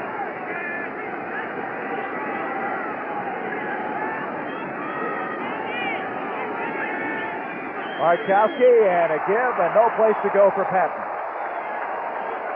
Burley leading the charge. Browner in on the stop. I like this forward wall to Cincinnati. It's just going to get better. Yeah, they're young, they're enthusiastic, they're strong, they've got a lot of ability. There you see Burley again, that time coming in from the outside from his defensive left end position. Here's another shot of it. 67, along with Ross Browner, the young rookie from Notre Dame. You look at Cincinnati and you try to figure out how they could have won only one game. 3rd down. 6 yards to go. They got a safety blitz. He tosses it up, and another interception by Dick Duran this time, and another touchdown. Reggie Williams on the blitz precipitated that play, and Dick Duran, the former Detroit Lion, took it in, almost a replay of Scott Perry's play. There you see it. It's thrown up in the air, trying to take advantage of the blitz situation. Duran makes the interception, goes all the way in for the touchdown. 24 yards. Reggie Williams, number 57, blitzing on the play. So 2 interceptions here in the third quarter, going for touchdown. First Scott Perry, now Dick Duran. Point after attempt on the way by Barr. He gets this one. And now the Cincinnati Bengals have a 23-7 lead, and there's still 24 seconds left in this third quarter. So Cincinnati kind of going away from their game plan of not blitzing so much, but boys paid off today.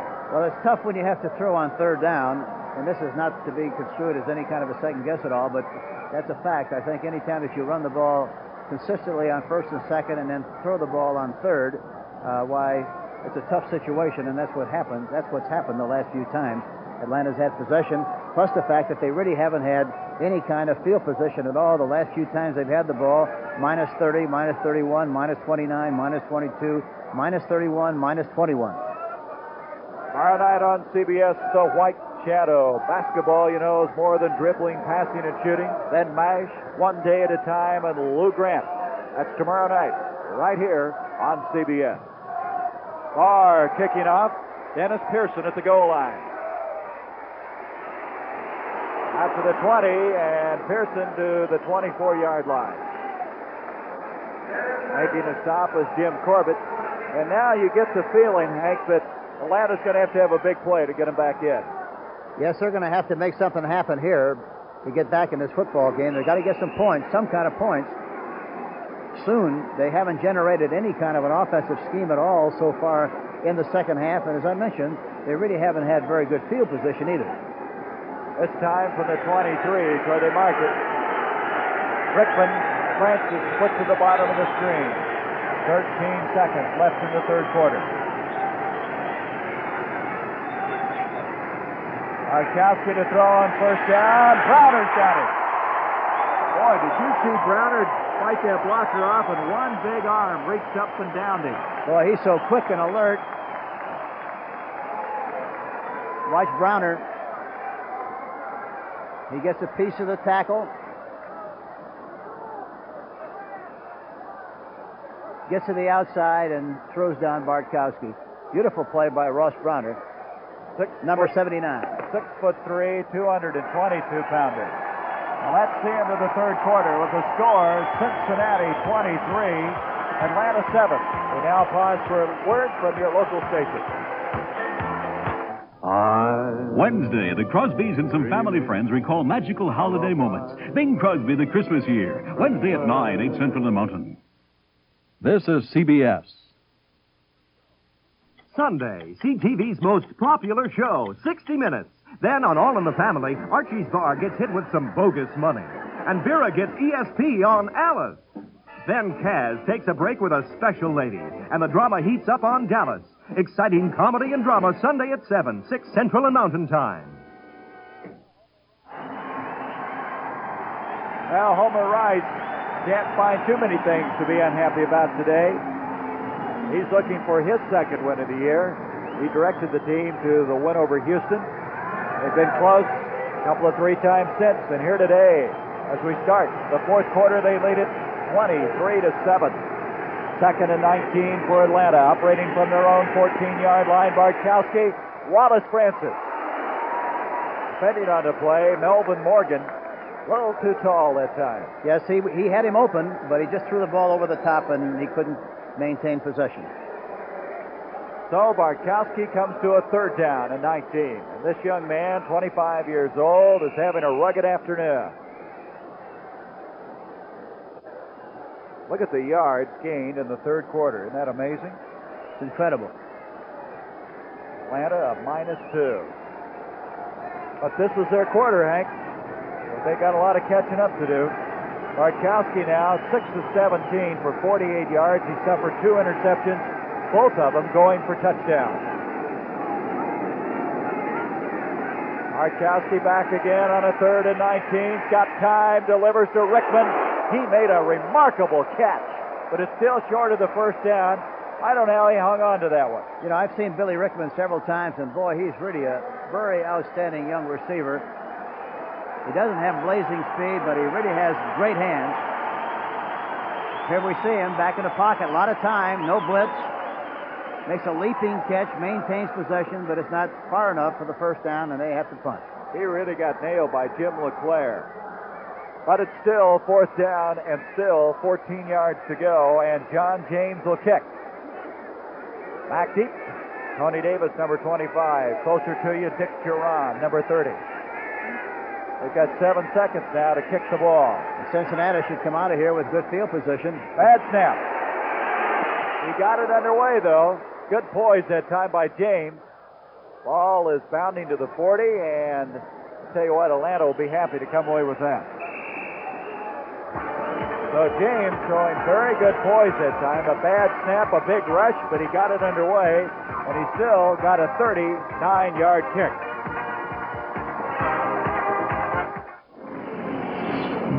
Cast iron where you need it for strength and accuracy. Hardened gears and ball-bearing construction for long life and dependability. Heavy-duty motors with power to spare. Rockwell builds tools that way for a reason. Because a power tool is only as good as the job it can do and just how long it can do it. Rockwell, your work can't afford anything less. We could tell you that Pioneer's PL518 probably offers today's best value in a direct drive turntable. We could tell you its tone arm rides on 10 times the conventional number of ball bearings for smoother tracking, or that its direct drive motor all but eliminates wow and flutter. But nothing we tell you will be as convincing as this. Pioneer, we bring it back alive.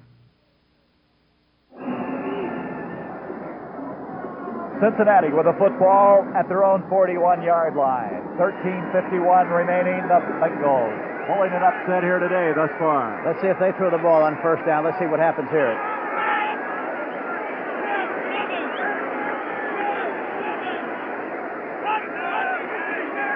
John Reeves, a little gadget play. Reeves, Griffith, back to Reeves. Wide open. But Isaac Curtis couldn't get to it. Flag down on the play, it looks like, too, Gary. I'm not sure. Is that a flag or is that a piece of equipment? I believe it is a flag, yes. Roughing the quarterback. Huh. Reeves off to Griffin, back to Reeves. We've seen that play by a lot of teams this year. Washington has used it. St. Louis. Now 15 yards. Will be roughing the passer, I believe. Let's see. Personal foul, roughing the passer, number 69. First down. That's Mike Lewis for Atlanta, guilty of roughing John Reeves. And so it's a 45, Cincinnati with a first down. A little recess football, Gary. Well, you know, the defenses have been so sophisticated, so difficult, you got to go to some new wrinkles. You're right, absolutely right. You got to keep them off balance and keep them guessing. And everybody has been doing that this year. On a first down, Reeves to Archie Griffin. Griffin, the leading rusher in this game. He's to the vicinity of the 43-yard line. It was Archie that got this team off and rolling very well. Having 63 yards at half, now he has 78 yards on 12 carries. There's your time, and Atlanta going to have to do something in a hurry. Trailing 23-7. They can ill afford to lose this one. Next week they go home to meet Washington. Close out against St. Louis. Say, we're not going to know till that final Sunday who's going to be in the wild card. You can see that coming right now. No, and that's what the league likes. That's what it's all about, to be competitive as long as possible, and that's what the situation is this year. Reeves is going for all of it. Don Bass. Just couldn't quite get turned around on that one. He's smiling as John Reeves cranking up. He's having some fun out there. And McAnally was wide open coming across the middle that time, too. So it'll be a 3rd down, 7. McAnally, 87, he's limping. I don't know who they have to punt should he not be able to continue.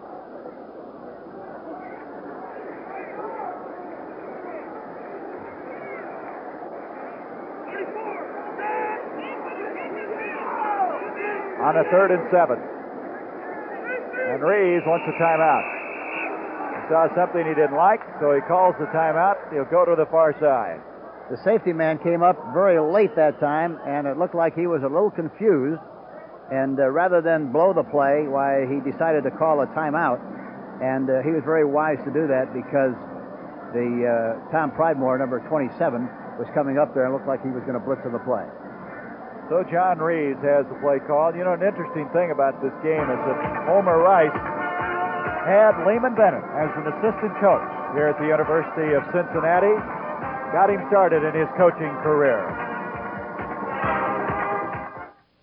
When you break horses for a living and you do it wrong, they can break you first. But when you do it right, you can turn a terrified animal into a horse a man can count on. And now comes Miller time. Time to head for the best tasting beer you can find. Miller High Life. If you've got the time, you've got the time, we've got the beer, Miller Beer. Across the sea, from Germany, comes Ford Fiesta. Wundercar. A record-breaking sales success throughout Europe with front-wheel drive and Michelin steel belted radials for sure-footed traction. Rack and pinion steering for direct response, quick responsive acceleration, and great EPA mileage estimates. Fiesta, backed by Ford Motor Company. Sold and serviced by over 5,000 Ford Fiesta dealers coast to coast. Ford Fiesta. Coming next, see top touring pros in the Mixed Team Championship of Golf. You'll say, you saw it on CBS Sports.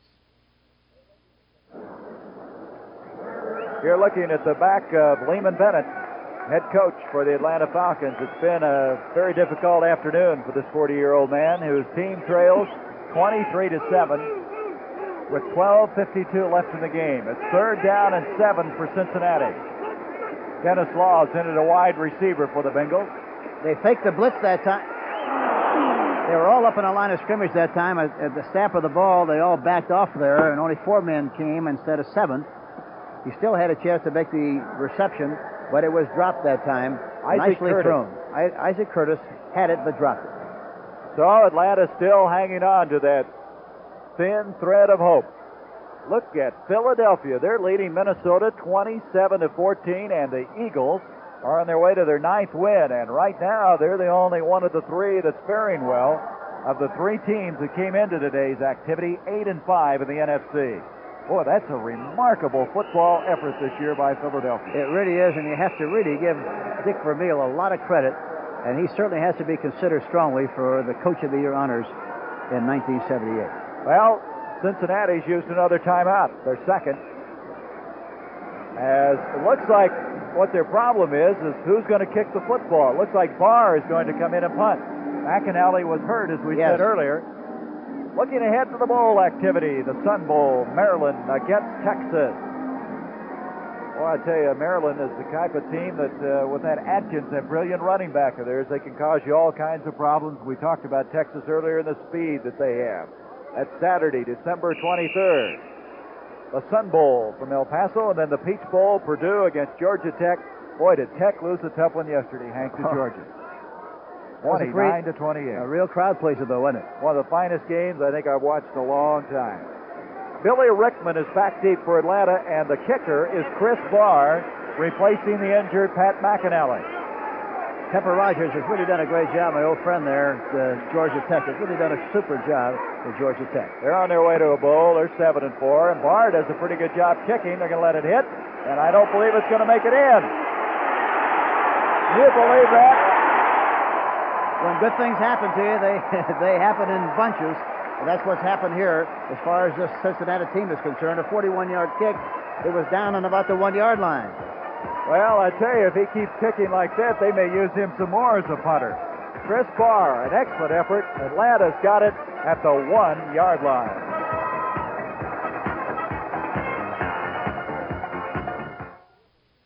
If this were your home, that delivery man could sue you for everything you've got. And if most of your liability coverage was on your car instead of your home, you'd be in big trouble.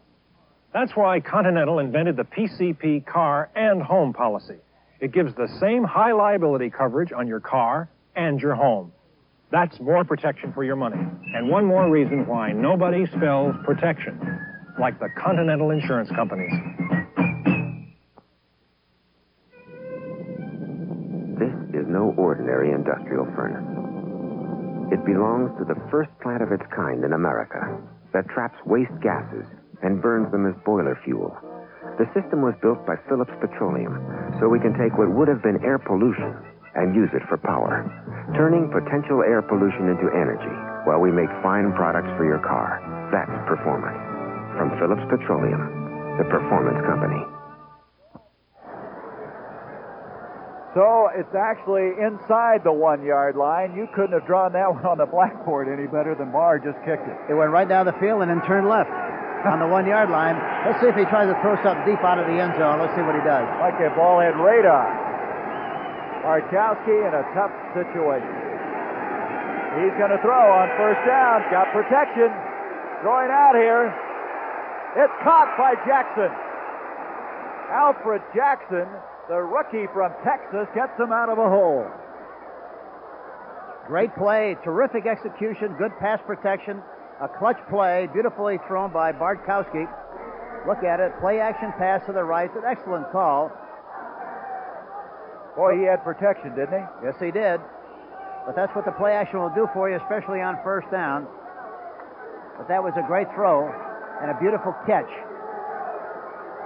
Alfred Jackson's been a big play man. He caught that pass in the waning seconds to defeat New Orleans. That's his 19th catch of the year.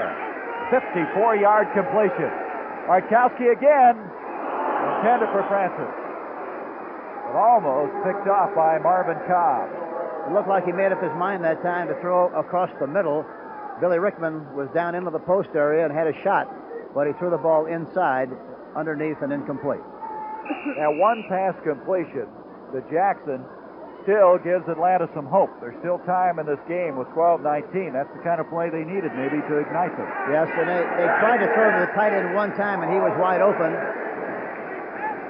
But as good a tight end as he is, let's see if they try to go to him here again soon. On a 2nd and 10. Again, protection is there. Almost intercepted. Breeden had a chance of picking that one off. Wallace Francis, the intended receiver, and that would have been another 6 points. Yes, and you have to give Breeden a lot of credit. He has really improved a great deal since the first time we saw him play early in the season. But he looks like he's got much more confidence as far as coverage is concerned, and almost made an interception on that last play. Bartkowski, 8 of 21, 107 yards. The 54-yard completion stepped up his stats, but he's thrown the 2 interceptions for 2 touchdowns. 3 of my former coaches are on this staff in Atlanta, Bill Walsh, Dick Wood, and Doug Shively, all of whom are doing a great job for Lyndon Bennett. A 3rd and 10. Blitz. They picked it up. Mitchell picked off by Cobb. Cobb fumbles it, and Atlanta's going to get it back. Flag down on the play, however. Mike Ken fell on it. The rookie offensive tackle from Michigan. Mitchell did a great job of jarring the ball loose. He saw that the interception was obvious. He made the catch. It hit him in the back and jarred the ball loose. Let's see what the penalty is. Holding against Atlanta. Mitchell came back on that ball in a hurry when Cobb intercepted.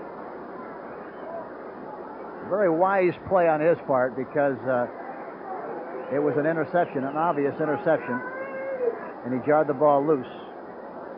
Well, Atlanta maintains possession. Let's see where the ball's going to end up now.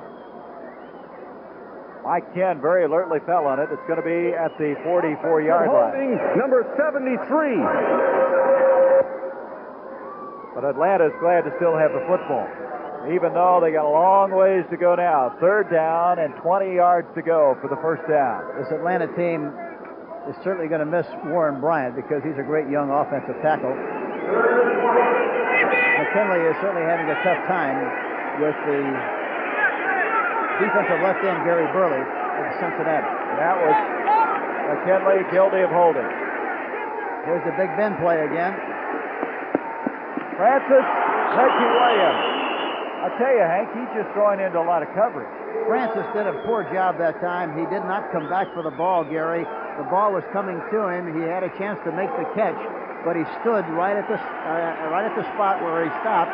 Didn't come back for the ball. Had he come back to the ball, he'd have made the catch. Saw Atlanta after that long completion, got him out of trouble. Now he's going to have to kick. Tony Davis goes back deep. Nick Giron to join him back there. 11:56 left in the game. Gary Burley almost jumps offside. James hits one a mile high. Davis calls for the fair catch. He's going to let it hit, and it's going to take a Falcon bounce, and it's going down to about the 1 yard line. So turnabout's fair play. And there again is a great illustration. You ought to signal for the fair catch and catch it whenever you can. That time he ran away from it, and they lost a lot of yardage. Now it's 1st and 10. 1st and 10 on the 1. 55-yard kick. You know, the CBS Sports Spectacular 1979 is going to have a new look. It's going to have more live coverage, more international events. We're going to have the fight of the week.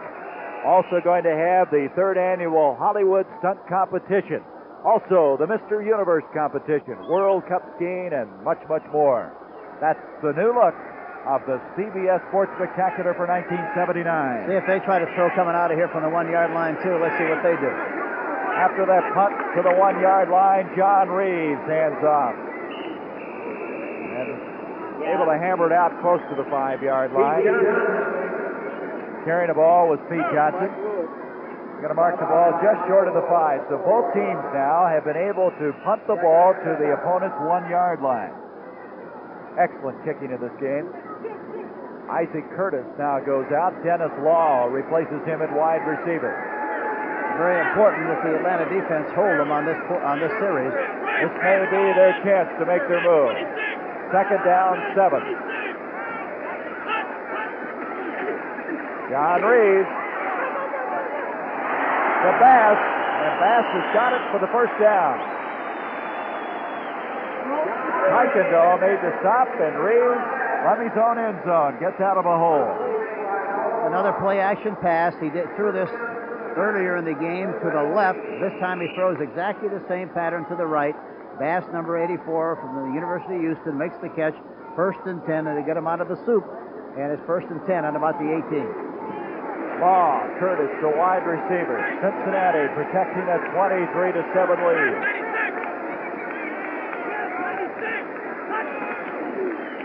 Archie Griffin.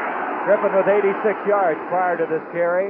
He's out to the 21, maybe the 22-yard line. We mentioned Archie's had only one 100-yard day, and he'd like to get another one, and he's getting close to it. At the 22, 2nd down, 6. Pick up a 4. He's over 90 yards now. In fact, he's right on it, 90 yards.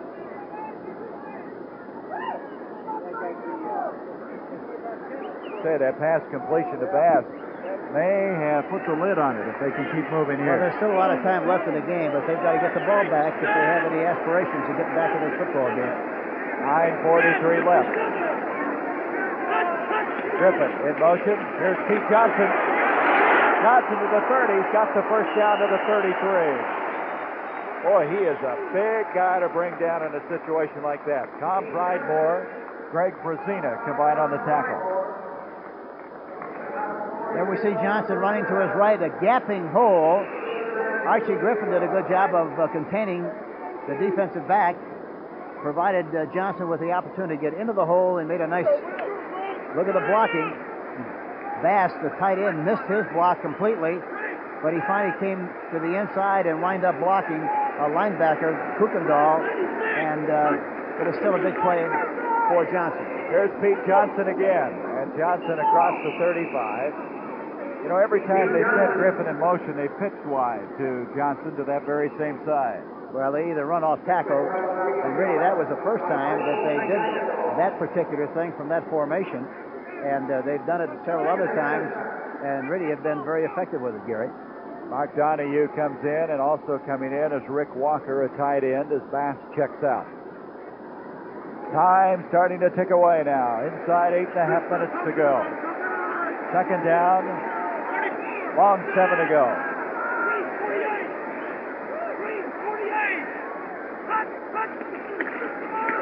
Reeves to Griffin. And Archie just can't go anywhere on that play. He lost on the play. He just disappeared that time in the grasp of about 3 Falcons. Pridemore, Kuykendall, to name a couple. There's Roland Lawrence on the sideline, and looks like he may have a leg injury. Walking it off. Little guy from Tabor College, which is in Hillsboro, Kansas. I tell you, that school is so very, very small. They've never had anybody play in the professional ranks. Halftime now, Philadelphia, Miami leading. And that's something. Washington, Atlanta may drop behind in the wild card race, and Philadelphia have the lead. Ernie Jackson is now playing on the left corner. Here's Reed. Headed for Griffin, intercepted. Picked off by Pridemore. Pridemore with his second interception of the year. So Atlanta now, there's a flag, however, on the play, and it's going to go against Atlanta. Flag back at the 30-yard line.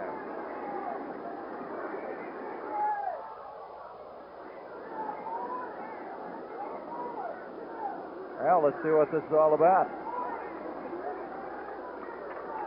Looks like it's going to be a major one the way he's starting to step it off. Here we go, 15 yards.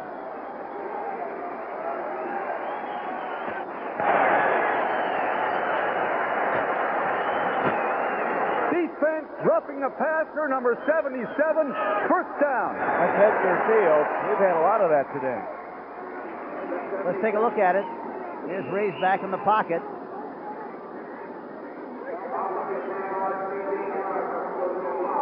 Edgar Fields, 77 is who they called it on. No, it sure didn't look like it from this angle. It certainly did not look like it at all. So from the 49, Cincinnati has the first down.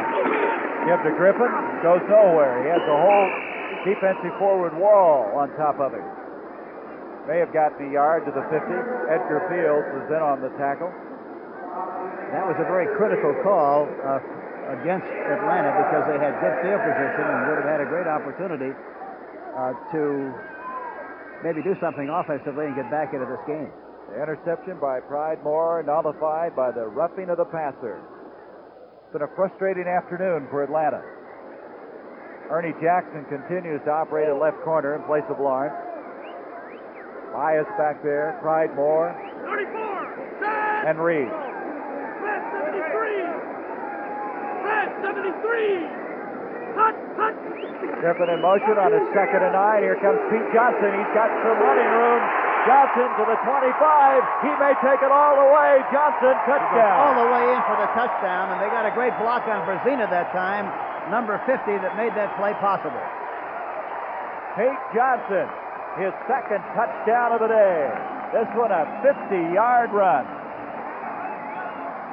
It looked like Don Bass got a very good job on, a very good block on Brzezina. Let's watch the play. Yep, there you see Brzezina being blocked in. But Bias had a shot and missed. Pridemore had a shot and missed. And Johnson is able to go all the way for the touchdown. Johnson last year had a 65-yard run, which is the longest of the year for Cincinnati. And today, he adds a 50-yarder to his credit. And now it's a 30-7 football game. Cincinnati on their way to win number 2 with 6:18 left to go. You can tell by their style of play. They're now. And you can tell by the way they're getting there. They're now. The Futura is now. There's a distinctive personal car for now, the 79 Futura, with tomorrow's look right now, space efficiency for now, high mileage ratings that are now, and a sticker price that says, why wait? The future isn't someday, it's now. Futura is now. Fairmont Futura at your Ford dealers. For those parents who realize that $600 isn't too much to spend to expand their child's world, Radio Shack has the perfect gift. The TRS-80 computer, the most significant investment a parent can make. Programs for your child's education or your business, finance, and home use. Let your children discover tomorrow's technology today. The TRS-80, the biggest name in little computers. Only at Radio Shack, a Tandy company. Wednesday, the Crosbys and some family friends recall magical holiday moments. Bing Crosby, The Christmas Year. Wednesday at 9, 8 Central and Mountain. Well, that was a 99-yard drive. You might recall they punted the ball down to the 1, and then it was capped on a 50-yard run by Pete Johnson. Dennis Pearson's going to let that go out of the back of the end zone. And Atlanta takes over at the 20-yard line, and this is fast becoming an afternoon the Falcons would just as soon forget. It's really been a tough afternoon for them, and with a score at this stage of the game, 30-7. Well, you know, this team has come back from adversity before. They were 1-3 in the early going. They split their next 2 games. Then they went on that 5-game winning streak. So they've gotten off the floor before, and it looks like what they're going to have to do after today. Markowski on first down. Jim Mitchell. Ooh, that's a big hit on Jim. Scott Perry. Perry's the guy who picked off a pass earlier and turned it into a touchdown. The concentration on Mitchell was something there. He didn't know anybody was in the area. Had no idea that anybody was around him at all. He was so intent on trying to make that catch.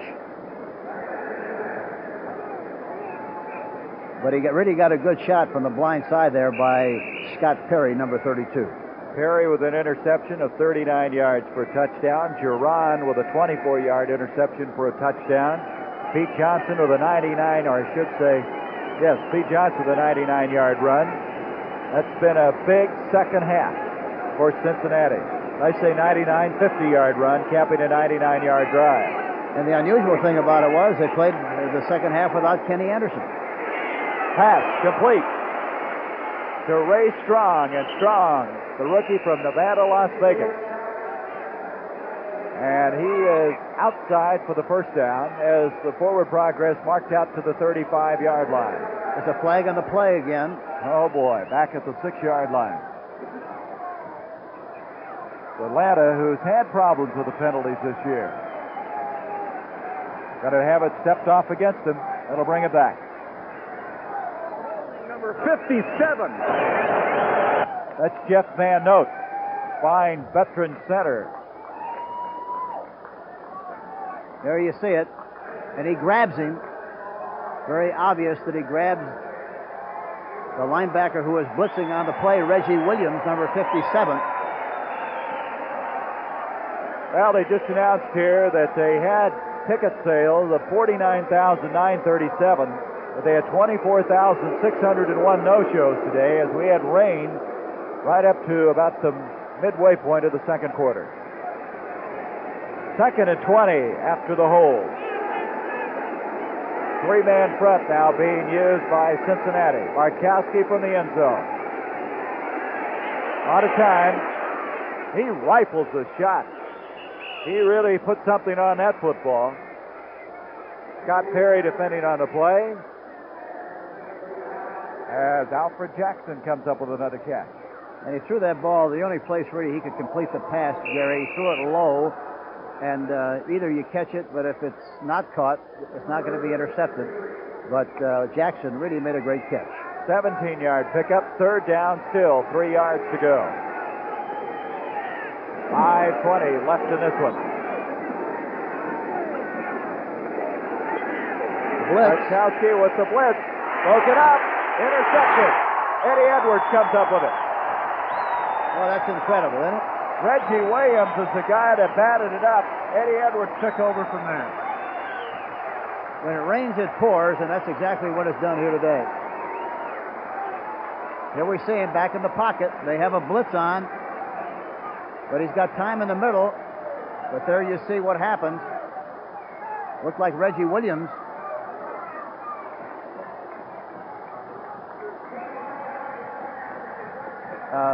got the hit. Let's see what happens. No, he gets knocked down. He gets up Yeah, again, he gets though. up. That's who it was, 57. He deflects it, and Eddie, number 73, Eddie Edwards, makes the interception. Third interception of Bartkowski.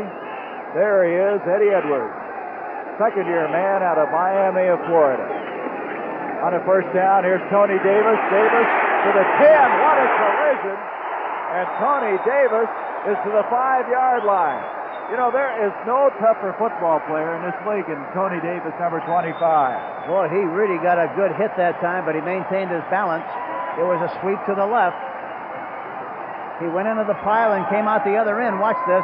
Watch the hit right in here. A beautiful shot. A beautiful shot, but he bounces off. Tom Moriarty, number 45, is the one who made the contact. Tony Davis, they say he's a throwback to the old-type player. He's 100% all the time. He's a wild man on the special teams. Voted the MVP a year ago. Boy, he really came piling in there. Linville Elliott is back there with him now. At the 5-yard line, first and goal. Here comes Davis again. And Davis is going to make it to about the 2. Well, the crowd loves this guy, a former Nebraska standout. 4th-round draft pick in 1976. Here's the same play again. The time before they ran it to the left. This time they ran it to the right. Elliott, number 36, does a good job of blocking Lawrence on the play, providing Davis with an opportunity to go inside, and he takes the ball down into about the 2-yard line area. Moriarty comes out. They get another man up front. See, Lawrence is back in. That's good news. He was out momentarily with the injury. Dennis Law is split out. Elliott, Davis the running back. From the 3. Second and goal. Davis. Touchdown. Tony Davis. That's his second touchdown of the year. And Cincinnati now is rubbing salt into the wound. Nothing fancy. A sledgehammer shot right over to the left side. Tony runs with great determination and fights his way through the traffic and takes it into the end zone for the touchdown. Chris Barr to add the point after. Boy, I tell you, when you've had a 1-12 year, these moments you cherish, you know it? Boy, it's unusual the way the tide turns. So Cincinnati having a big day here. 37-7 they lead with 3:28 left. Here's to good friends. Tonight is kind of special. The beer will. Oh, Brown. What's all this? Compliments of the gentleman at the bar, sir. That is no gentleman. That's Tom Grant. Tom, I don't believe it. What's it been, 5 years? When you want a taste of a truly great American beer, tonight, let it be low and brow. Somebody's got to say it, you two. Here's to good friends. All right. Introducing a whole new breed of Mustang. The all-new 79 Mustang from Ford. With a new aerodynamic design, precise handling, and Mustang performance from options of V6, V8, even a turbocharged engine. Mustang for 79, the new breed in 2-door and 3-door models. Capture one at your Ford dealer now. Barr to kick off for Cincinnati. The Bengals with a 37-7 lead. Edwards with the interception. Davis scoring the touchdown, and a kickoff now to Dennis Pearson. And Pearson is going to make it out across the 20, and that's all. To the 23. Making the stop is Scott Perry, who's been all over this football field. And the Falcons will come out now, and I'm sure they'd like to do something to kind of offset what's happened. Look at this. The final, Green Bay, now 8-5-1. That is a big win for the Packers. Defeating Tampa Bay, they have to go to Chicago and Los Angeles to close out the year. Barstar has really done a remarkable job with that Green Bay football team. I never thought when I saw them early that they would enjoy this kind of success during the season. We have a new quarterback. June Jones III has now come in. He's the guy that started the first 4 games. And he's just had the ball stripped from him. Flag on the play. Gary Burley and also Wilson Whitley, but I think it was Burley that took the ball away. So what's the flag all about?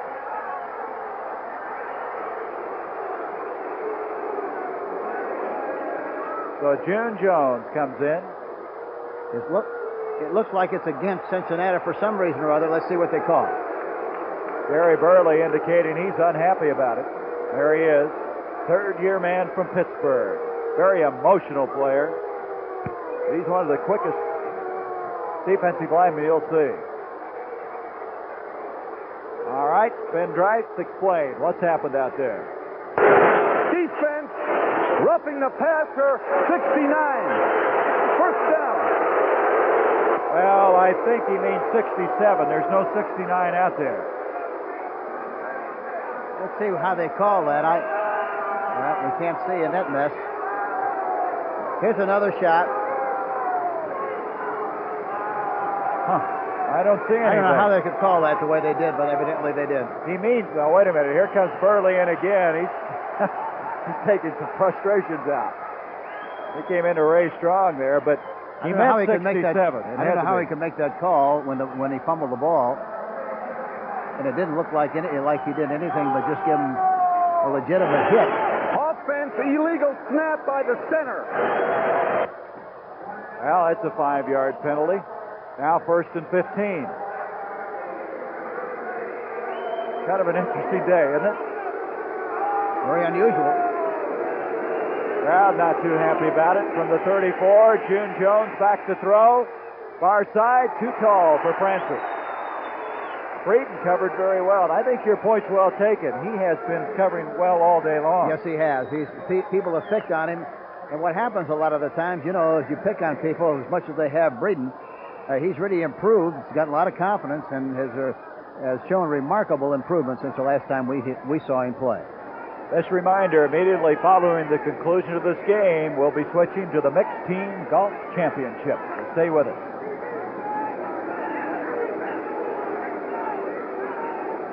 Second down, 15 yards to go. 3 minutes, 3 seconds left in this game. June Jones is going to be sacked again. That's the 4th sack of the day for Cincinnati. Gary Burley, again, number 67, makes penetration and sacks the quarterback. A great job by him.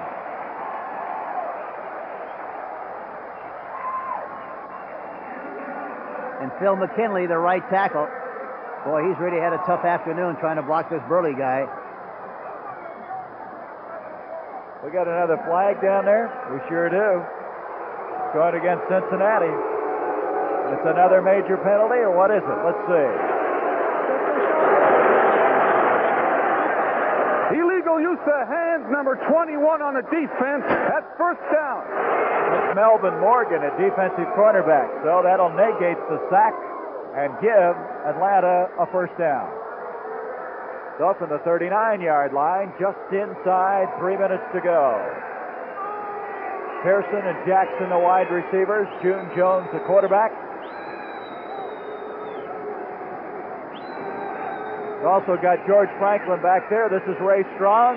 Strong gets away from Breeden, and he gets out to the 40, and that's all. So to bring up second down, Marvin Cobb eventually ran him out. Also Ted Vincent, a rookie out of Wichita State, number 78, in on the action. The Jets defeated Baltimore 24-16.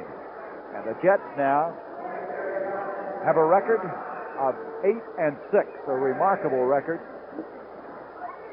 Leahy kicked a 22-yard field goal late in that game with about 4 minutes remaining. Second and 8, June Jones again.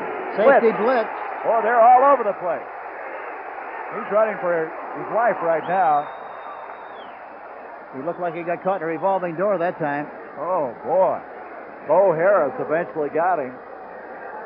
That's got to be a helpless situation. You got all those black jerseys surrounding you, running from every direction. And it's now third down still, 11 yards to go.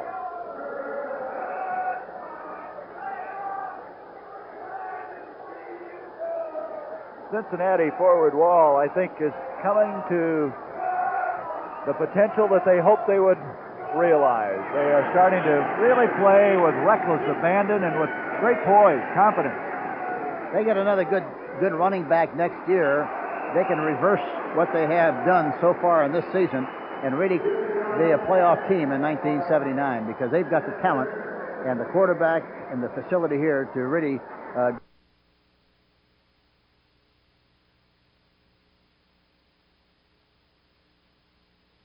hang up in the air. They've really been throwing their receivers up for grabs. Yeah, it looks like the quarterbacks have really released the ball a little too quickly, and instead of holding on it to it just a fraction longer and throwing it out in front, they're letting it go a little bit before they're ready, and as a result, is sailing over the top, and they've done that many, many times in this game so far. So with now 2:07 left, Cincinnati takes over at the 38. So Cincinnati, after giving up the touchdown by Ricky Patton with 7:54 to go in the second quarter, have been invincible. They haven't allowed Atlanta anything. Linville, Elliott, Tony Davis, the running backs. They're going to run right. Let's see. Nope. A flag. Delay a game. They didn't get the ball off. So they'll step off 5. In the rushing department, Griffin has 89 yards on 16 carries. Johnson 82 yards on 9 carries. Of course, the big one, that 50-yard run for the touchdown. You know, the total offense for Atlanta, there just hasn't been any in the second half. They had that 154-yard pass completion, and other than that, they've just been shut down. Been a real struggle all afternoon, especially in the second half for Atlanta. From the 43, first and 15 in motion, Linville, Elliott. Give to Tony Davis. Davis is hit by Edgar Fields and some friends. All right, Davis, he doesn't want to go down. 2-minute offense. The 2-minute warning is here. The Cincinnati Bengals having a heyday here at Riverfront Stadium. They lead it 37-7. Oh no, he's home. A kiss goodbye? You must go, and besides, your beard, it's rough. And I'll shave. There's no time. I'll use this Rise with 3 softeners. Rise will start to soak and soften my whiskers in no time. See? Rise helps me get a close shave quick. You're smooth, Eddie. So quick. Father, how about a close shave? Rise for a quick, close shave. It's lightweight. It's portable. It's virtually indestructible. You can hammer on it, saw on it, sand on it, paint on it, drive a screw on it, cut a pipe on it, clean a door on it, fix a picture on it, or a wheelbarrow, or a chair, or a bicycle. You can even have your lunch on it. The incredible Black & Decker workmate. When America has a job to do, it reaches for Black & Decker.